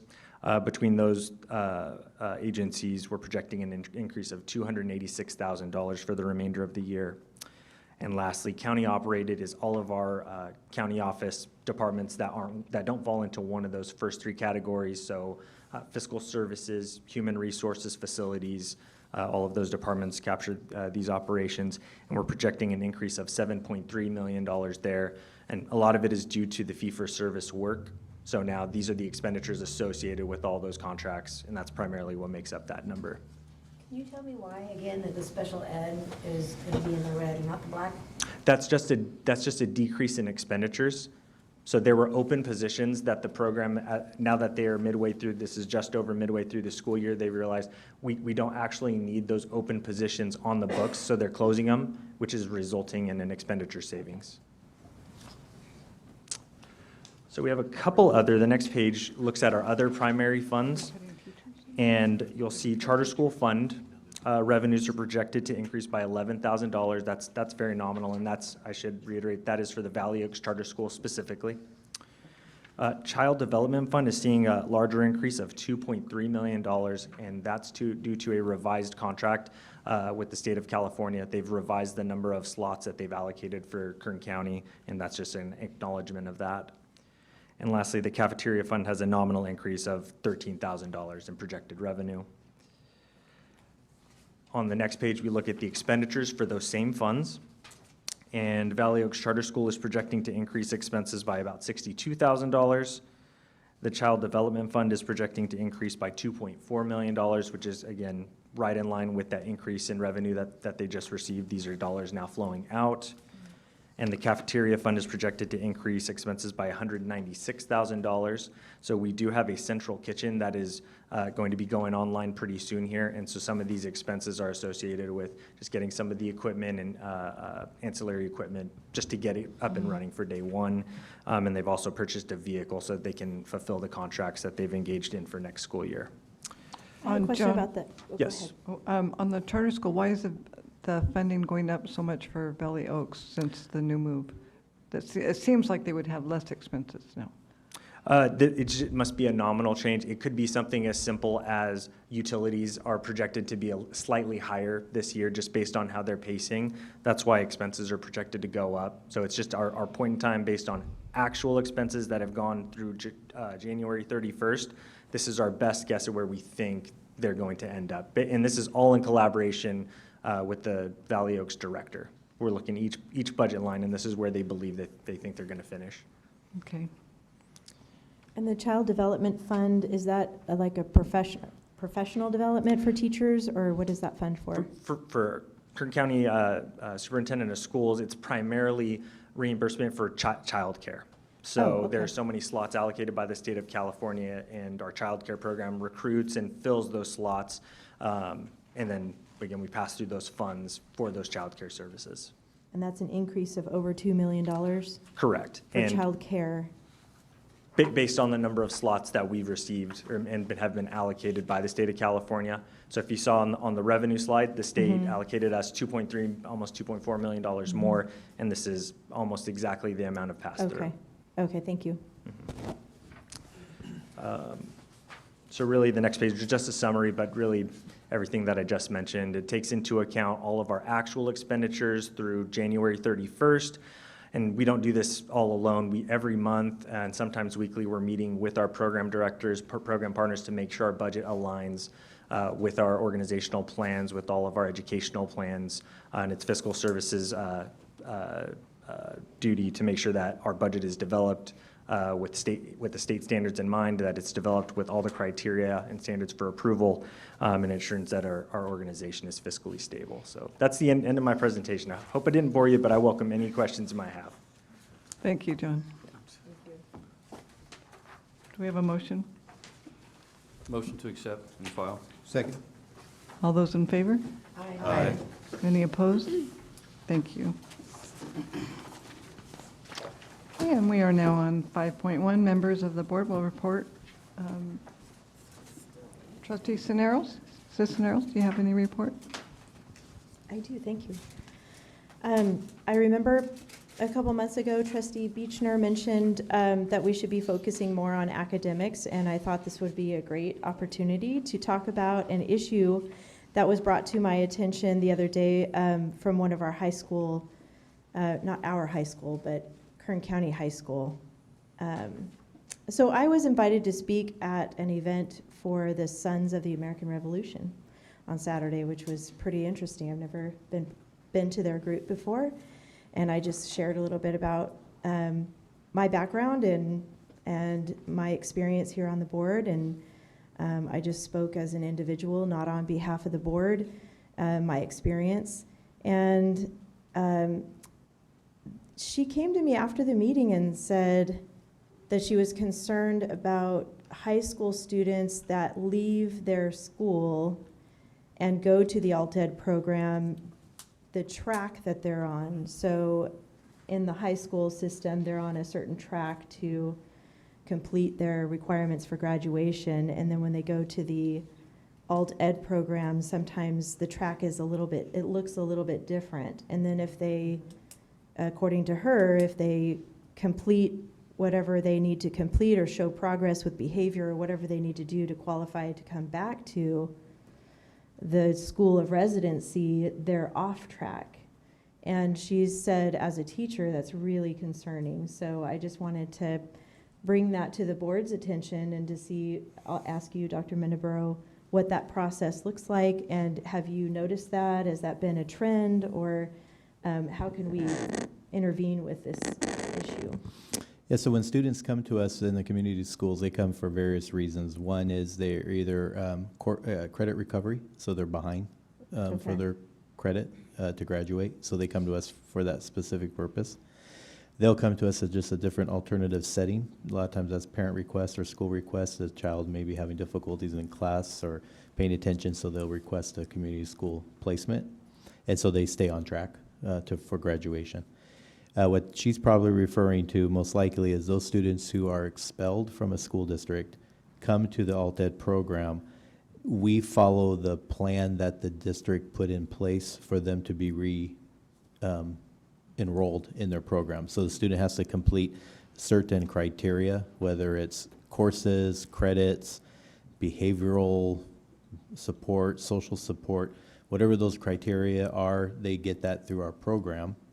Then the board will accept them back into their district. At that time, sometimes students may be not aligned specifically to the pacing that the district's on because they were on a different course of study, I guess is a good way of saying it, of what they were doing in the community school. So it just depends. Every student comes to us very differently and has their own unique pathway in which they are supposed to perform here. So what she's saying is they'll come back, and I've seen that as a district. So the student will come back and they're not exactly where they were when they left because their plan, they'll stay within the program and the coursework, but we're following the guidelines that the district has provided with us. So the students expelled, in order for them to return, they must be at grade level or grades, these courses must be passed, and they must have the following criteria, behavioral, whatever. And if they don't, then they're not allowed to go back to the district until they fulfill that requirement. So that's where the disconnect would be. Yeah. And it's just, to actually fix it per se, we would have to have more direction from a district or know exactly what the child needs to get back academic-wise. It just depends on why they're coming to us based on the expulsion. And as a teacher, I understand her concern because she stated that sometimes these students just show up back in the classroom and she's not informed they're coming. I know that's on their school site, but then to try to plug them in where they are on track for the class, it's not working. So is there something we can do to help with that? Yeah, through our kids platform, the Kern Integrated Data System. Okay. All of our alt-ed program is getting put online with that as well. So all the student records will instantaneously return to the district upon the child's return. It's called the digital report card, CUME file. So it has a report card, their course of study, it'll have all the information that they can get right away and know exactly what the student had while they were here. No different if they went from District A to District B. Okay. That school would see exactly where they're getting, because this is even common outside of alt-ed. A student may go from District A that may be on a different pacing guide, same curriculum, same standards, but they may not be on Unit 8 geometry when they get to the other district. And so they're either behind or they're ahead because they got geometry in their early district. They come over to the new district, they haven't been taught that yet. So the teachers would get to see that instantaneously through the kids' platform. Also now they can start monitoring and seeing what's going on with their students that are at an alt-ed setting, and when they return, they'll get it instantaneous. So hopefully that will help bridge the gap a little bit more than having to reassess and re-know what's going on with the student. So it's really a communication between the district of residence and then KCSOS, or is it our board, or where's the connection? No, it's just when they return back to their school site, how the district reacclimates the student back into the classroom. But they will have a tool now moving forward through the kids platform where they can pull up and see exactly what the student was I getting understand while that. they're here. Yeah, okay. Whereas before, we would report to the school then would report to the classroom. And they might not be exactly on the same page because they may not have been taught geometry yet here because of how we were teaching, our pacing guide. And maybe when they went back to their school, they already had been taught that. So now they're automatically behind because the teacher already taught that, but they didn't get it So here. it sounds like this has been going on for a while, and that's it sounds common like- in every district, In yeah. common, yeah, okay, and then they have this dashboard or this cume that they can track, so, is there anything we can do to change that, or is that just, it is what it is? That's how they receive Okay. it that way. There's, if we give them information, what they do with it, we don't know. Okay. It's same with them coming to us. We only are good with the information they provide. And we get the same reciprocal on our end. We'll get a student who's way behind where we're supposed to be. So we're doing Yeah. extra stuff that we had no idea because the district, they were on a different path. There's no, That's tough. you can't do a pacing guide per se for every school in the county. Makes sense, right? Because everybody's different, demographics are different, needs of students, some may have to go faster, slower, they have to change their programs based on resources. So everybody's kind of in different spots, as long as the standards at the end of the year are taught.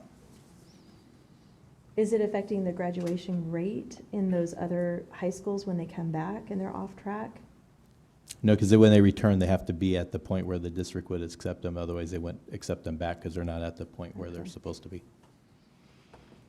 I think I understand. Yeah, I know what she's saying too, because It's flipping back and forth, and it's just a matter of communicating. and that's why we have, with students that move around a lot, Yeah. they are in different boats because they end Yeah. up in different spots, and the curriculum is at different spots, depending on what the district's doing at that time. Even teachers within a school, they Yeah. could move a room and they, all of a sudden, are a week Makes behind. sense, that makes sense, yeah. And as a high school teacher, I experienced that. Students would leave my program, either they are going to a different school.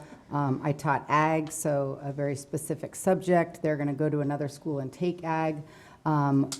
We worked in Kern High to make sure that the agriculture program had a pacing guide that was the same, but it didn't necessarily mean that every teacher was going to model the same, the concepts are being taught, the subject matter, but the model might be different.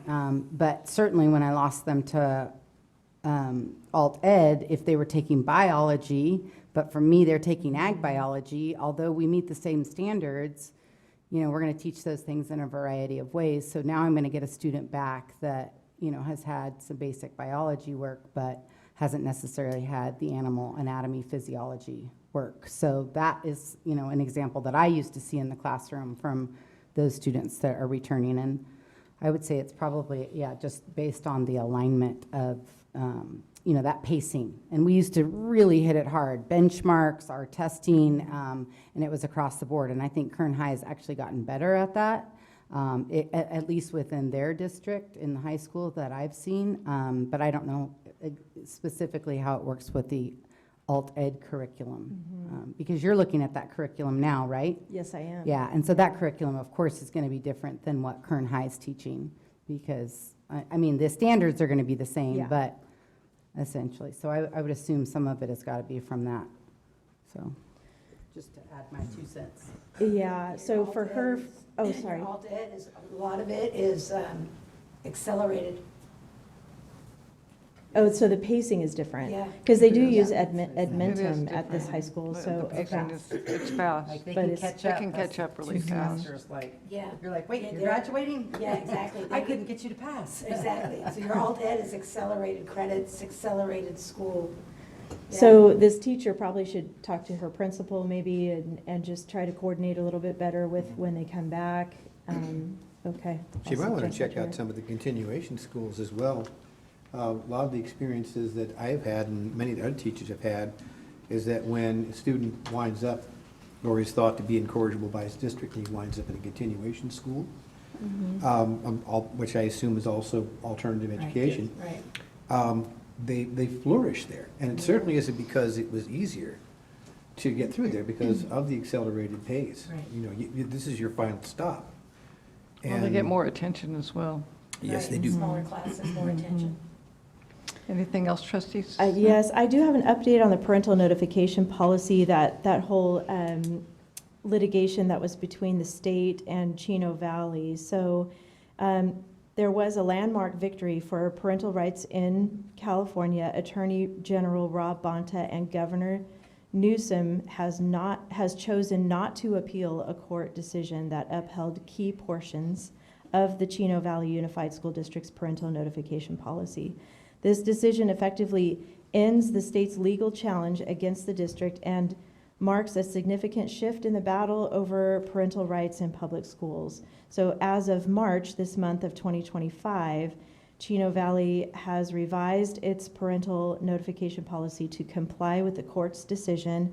The updated policy requires schools to inform parents when the children request to change official or unofficial records, such as enrollment forms or class rosters that reflect a change in gender identity.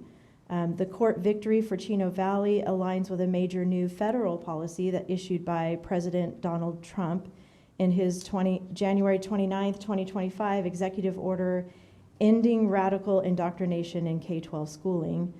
That's what he calls it. The president directed federal agencies to pull funding from any school that secretly transitions a child to a gender identity without parental knowledge. The order explicitly states that concealing a child's social transition from parents may violate federal laws protecting parental rights, including the Family Educational Rights and Privacy Act, the FERPA, and the Protection of Pupil Rights Amendment, PPRA. Schools receiving federal funds must comply with these new regulations or face financial consequences. So as Dennis McLean spoke about earlier, the U.S. Department of Education has a portal now, and I just wanted to tell you how to get to it in case you're interested. It's called enddei.ed.gov.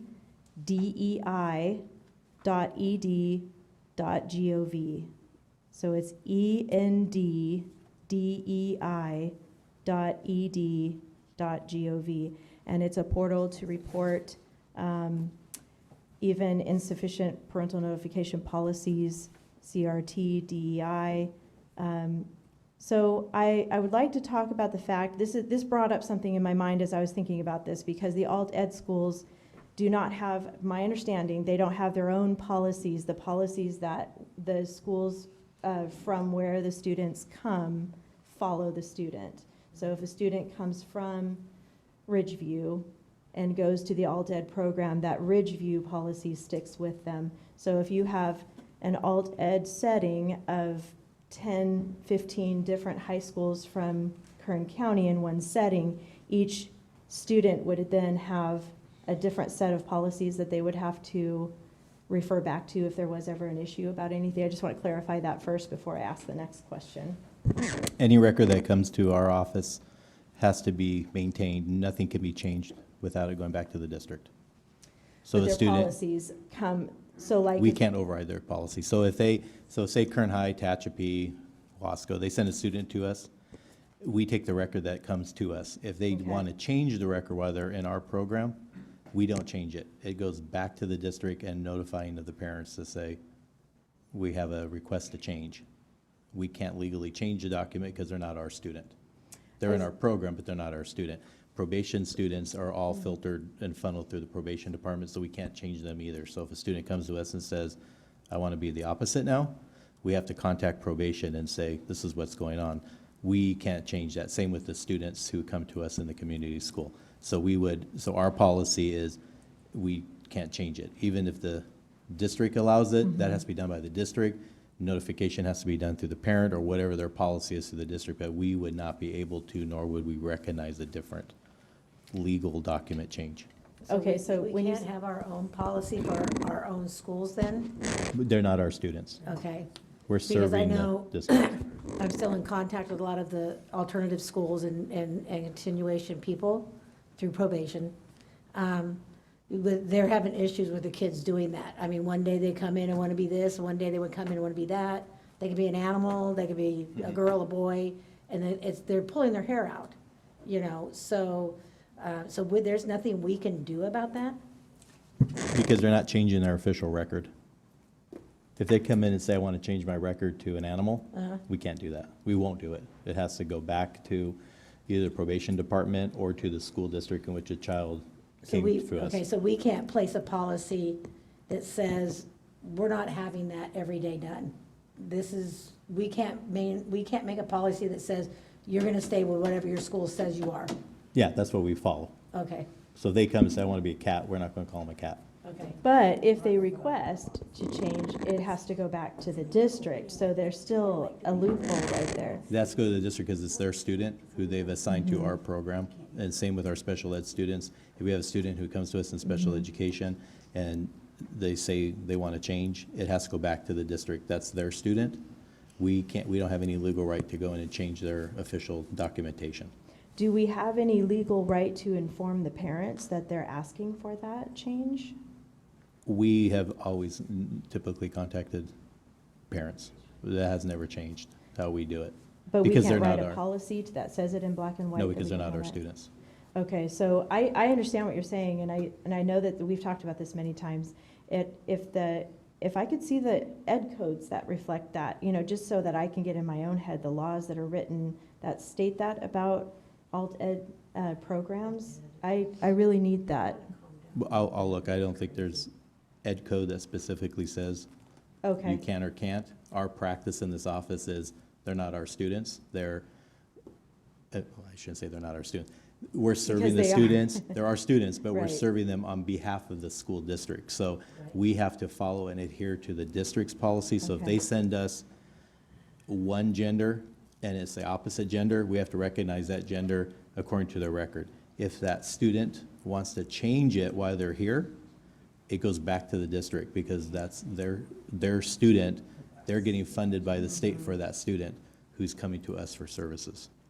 So this is a practice we've always had. It's not an ed code that we say, according to ed code, Okay. we can't do X, Y, and Z. It's just a practice that keeps us away from having to follow suit of the state so that if they come in and say, oh, I want to be the opposite, and under the previous rules, they can change it, can't tell parents, can't do anything.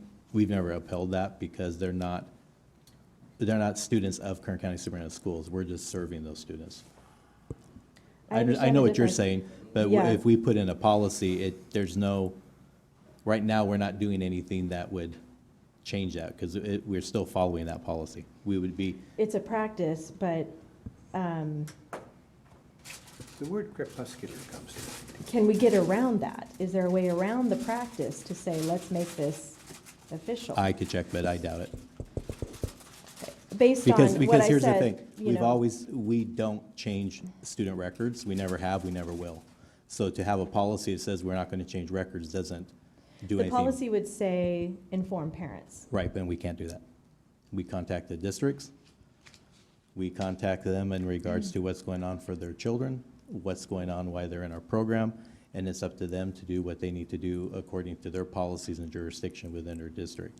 We can't turn around and say, a lot of times, we call parents, we'll say, you need to know, Johnny, Susie came to school, here's what they're talking about, we're gonna be contacting the district to let them know. And then it's between the parents and the district. And I appreciate that. I hear you say a lot of times, I want it every time. That's just my, I mean, Yeah, and that's what parents need to know. we do, we contact, and Okay. then some students will receive, we have in our programs who, parents are nowhere in the picture. I understand that. I And so we understand have to that. contact the district or whoever their guardian is at that time. And just in light of, you know, what our president is working on and what Chino Valley has been able to accomplish. So If you could look into that for me. Oh, yeah. And maybe even look into what other county boards, how they handle this very thing in light of the parental notification. I will. That would be awesome. Yeah. Thank you, I appreciate that. No problem.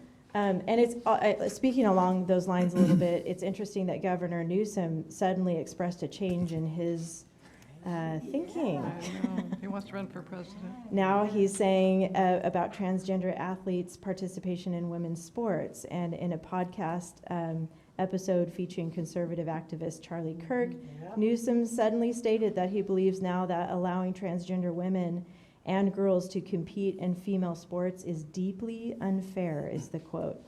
So citing concerns over fairness and competition. So obviously this is a political move. We all know what he's trying to set up here. But how will this affect our schools, like biological boys in girls' sports and biological boys in girls' bathrooms? And how is this going to trickle down to Kern County? The Attorney General will have to allow the change. His stance is that the federal government will have no impact on the state of California. So the governor is stating his opinions. The governor would have to side with the Attorney General to change the laws. But as of right now, the Attorney General has made it very clear that all policies in the state of California will not change. Now, what will happen is their decision on how they're going to deal with federal funding, Right. because the federal government's very clear on what they want. Bonta or whoever is stating that they're not going to adhere to that because state rules supersede federal rules. And so they're going to see how that will trickle down. How the Department of Education and what's going to happen in Department of Education will be very interesting to see, to be honest with you. That was on my list and I was going to talk about, but you did that, so that was good, about the reporting. What we're hearing is that there's not going to be any change to funding to the states. It's the bureaucracy of the state, the Department of Education is what they're trying to eliminate. So if the funding still comes, but the caveat is you receive the funds, you have to do certain things. And that's what we're still trying to wait for. We haven't got true clarity from the state on that. All we keep hearing is them saying those policies will not impact, everything will stay, transgender students will still be recognized in student sports, males can play on female teams, locker rooms, all of that's still staying until we get a true change from the Attorney General. Now, the governor said something, so maybe that's a hopeful change that you're hoping for, that he may come out with, but we don't know at this point in time. As of right now, they said none of those policies will change per se. Here in Kern County, we really haven't had a huge influx with those policies anyway, just because of the nature of our county. So we haven't really had any true challenges that we'll see. We hear, but we haven't seen anything, because even if the policy was in place, we don't have a huge influx of those issues that are coming up per se. So none of the districts have expressed any concerns as far as the policies, because a lot of them they still have the bathrooms that students go to, they still have the locker rooms, boy locker room, girl locker room, and they don't crisscross. Does the Attorney General supersede governor? Legally? The Attorney General carries out all the laws of the state that the governor has signed. So the governor put all the Okay. stuff into place. Governor can say what he's saying on the podcast, but if he doesn't put a pen to it, the Attorney General can't change it. He has to follow the laws in which was signed into law by the governor. And right now, that's all those laws that the federal administration's wanting to change is still in place in the state of California. So Attorney Bonta, Attorney General Bonta would be the one to decide about our funding as well? No. Where does He the just funding? he carries out the law. Okay. The funding comes from the federal government to Right. the California Department of Education, that then turns the money over to the districts or county offices. That would have to follow according to the federal, but what Bonta is saying is Okay. the programs, the educational programs are state initiated. You give us the funding to do what we need to do, but don't tell us how we spend the money. Thank you. So that's where they It's have to about get to get that, interesting. that's where they have to get the clarity, Oh, that's and Okay. it'd be interesting to see how it Interesting. moves Okay. forward, Thank you. particularly if the governor wants to do something different. I'm really glad that you're up on all that and watching it and keeping us informed, so Oh, I yeah, appreciate that. we're Um, monitoring it. And I am excited about the spring barbecue coming up, and sorry if I'm stealing your Oh, thunder no, keep over going. It there. makes I'm my super report out excited shorter, about so you're that. good. And I just want to, I'm just looking forward to how we plan that. We're getting ready to plan that, and Trustee Little and I are going to be part of the planning team. And I'd love for you to be a part of it too, as far as on the day, if you can. We'll let you know when it is, and it would be, if you'd like to, you're welcome to participate in the spring barbecue at, I think it's going to be at Blanton again. So it's just a fun time to have a meal together and meet students, and if that's okay, I guess I just invited her, without asking anybody, but I want to invite you. Okay, she's good. Okay, perfect. And then one of the goals of going back to the Sons of the American Revolution group is to present a history program about the Revolutionary War to each school in Kern County. So they're making their rounds around Kern County. They're in costume. They give actual account of events that happened during the Revolutionary War. And they put on a full assembly, tailoring it to grade levels of the students. And I'd like to invite them to do a short presentation here at one of our board meetings, just so we can see what they do in their uniform and what they present. Their presentations are pretty involved, so they've said they could do a shorter version of it just for us. So I'd like to request that we have them just come and maybe lead us in the flag salute. I think that would be pretty awesome if we could do that in April, unless you have somebody already lined up for April. I think that would be a great idea. Just let us know the time frame and Okay. how long they think they need, and then we'll go from there. Awesome, thank you. And that's it, thank you. Trustee Robinson? God is good. Amen. All the time. Well, All the time. well, she didn't leave me much to talk about. Stole my thunder list too, is pretty Doctor. short now, too. On an up note, Leaders in Life conference is tomorrow. The folks that had, there you go, see, I can do it too. Keep it up. I like it. The Leaders in Life conference is tomorrow, which I'm going to be attending, also two trustees Cisneros is going to be there. So we'll be a delightfully corruptible presence, at least I will. And I'm really looking forward to it. I actually had talked to Alyssa, I cannot remember her last name. Paredes, thank you. She came to a Tea Party meeting just to go on ahead and present and say who she was. Looking around at some of the other organizations that are here in Kern County, I think it's important that we start getting young people involved in what's happening, making them aware of what's happening. Not so much with the idea, it certainly is not with an idea of indoctrination. I'm not in favor of that at all. But right now, looking on a national scene, we have a party right now that seems to be at sixes and sevens. They don't know which end is up right now. They seem to be in a very, very bad place. And that is certainly not something that I personally, as an American, want to see happen. I want to see the Democratic Party come back very, very robust, based in principles, based in ideals that are far less shakeable than the ones that they've been endorsing over the past 5 or 6 years, which failed. I want them to come back. And I think that one of the crucial things about that is going to be to have young people coming up through these organizations, regardless of what the organization is. They need to get involved, they need to become informed. And I want so much to see that. So I'm very, very much behind the Leaders in Life program. I want to continue to encourage them to get out into the community and start talking and presenting themselves as they presented themselves last month, because that was impressive. And Alyssa was quite impressive at that Tea Party function. She spoke very, very well, so I'd like to see that happen. To go ahead and go back to an old saw here, I'm just going to touch on this briefly tonight, if that's okay, but words mean things. And when you take a look prior to the semicolon at the beginning of the First Amendment, Congress shall make no law respecting an establishment of religion or prohibiting the free exercise thereof, or abridging the freedom of speech or the press, or the right of the people peaceably to assemble and to petition the government to redress all grievances. That is the language of the First Amendment. It says nothing in there about Thomas Jefferson coming in and saying that there's supposed to be a wall between church and state. That never happened. That happened in 1802 when he addressed the Danbury Baptists in Danbury, Connecticut. That was in 1802. That was 3 years after the Constitution was actually ratified and put in effect.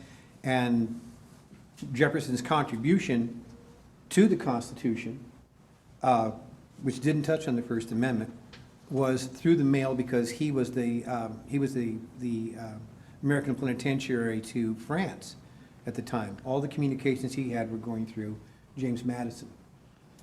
That was never said. That was never in the Constitution. Saying that, words mean things. The words of the Constitution were actually inspired by a religious doctrine, the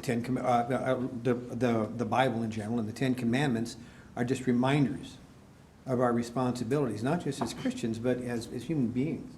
All of those are good guidelines. And this is not meant to be at the exclusion of anybody else's religious views or their convictions.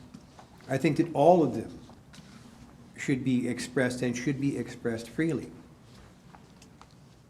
I don't like the idea of people saying, well, you can't do that because the Constitution says this. You're misquoting the Constitution. And you're misquoting the Constitution to go ahead and misquote another document, which was also a founding document. And the press and everybody else who has come out saying that they don't want the Ten Commandments in the classrooms, I'm sorry, there was never, the premise of Dr. Fraser's speeches, of a presentation rather, was never to put them in the classroom. He never said in the classroom. That was misrepresented in the press. It's been misrepresented by the people that have come here to go ahead and express that. I'm not taking offense, I'm not taking any sort of exception to people, to the difference of opinion that I have about this. But I really and truly don't want to see these words completely mixed up. We're taking one document and misrepresenting it to misrepresent another document. And I just wanted to go ahead and call that to the attention of folks. You are certainly entitled to your opinion, and as I am to mine. And I'm not prepared to go ahead and let this go away. I have to, every time I come to a meeting here, or when I'm talking to Mary Little, I'm going, well, are we going to be voting on this? No, we're not going to be voting on this, not going to be voting on this. My question, of course, is, what's the holdup? So, but out of deference to this board and to the people who still want to go ahead and speak about this, I want them to know that I have no compunction whatsoever about voting on allowing districts to have the Ten Commandments represented in a public area of the school, right next to our Declaration of Independence, right next to our Constitution. Not in the classroom, not in the classroom, not in the classroom. It does not belong there. But that does not mean it does not belong as part of the founding of our nation, which brought us the education system that at one point in time was the envy of the world. And we are seeking to get back to that. And we will get back to that once we go ahead and start adhering, not just to Christian principles, but all of those good principles and all of those morals and all of those meanings that every single group of people that have come to this country from other places revere and need to give meaning to their lives. We're talking about, oh, we're going to go ahead and fix the fentanyl problem by having Narcan in all the classrooms. Yes, I agree. Put Narcan in all the classrooms. Okay? How sad is it that we have to put Narcan in all the classrooms when all it would take would be to instill the children of our districts with meaning, with what we teach, with things that are predicated in solid morals and principles that have been around for millennia. So I'm going to go ahead and stop talking now. I'm just looking forward to the leaders in life And thank you very much. I got my soapbox this evening. Thank Much you. obliged. Thank you, Trustee Robinson. Trustee Marcano, do you have a report? There's nothing left to be said. I know. Nothing from my area, thank you. Trustee Askew? I agree with Lori and Jim. Now, I am concerned with the fentanyl overdoses. When you lose somebody to fentanyl, you think about it a lot. Our family's been touched, and with it not being in classrooms, that's a very concerning thing to me. Campuses are large, and offices where people are trained at, nurses, staff that are, security staff in their golf carts, can't get to a kid in time, then you lose a child. And it's devastating, and you don't get over it very easily.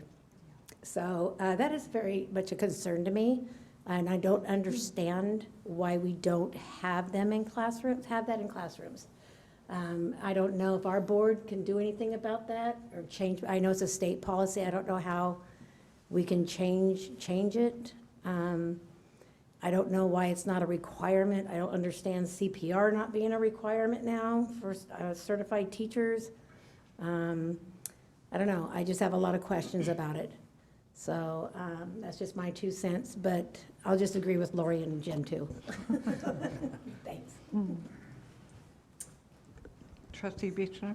Thank you. I just want to say thank you to the staff here at Superintendent of Schools for working with Realms, really investigating that program. I do have some very deep concerns when I look at it, especially in terms of the budget.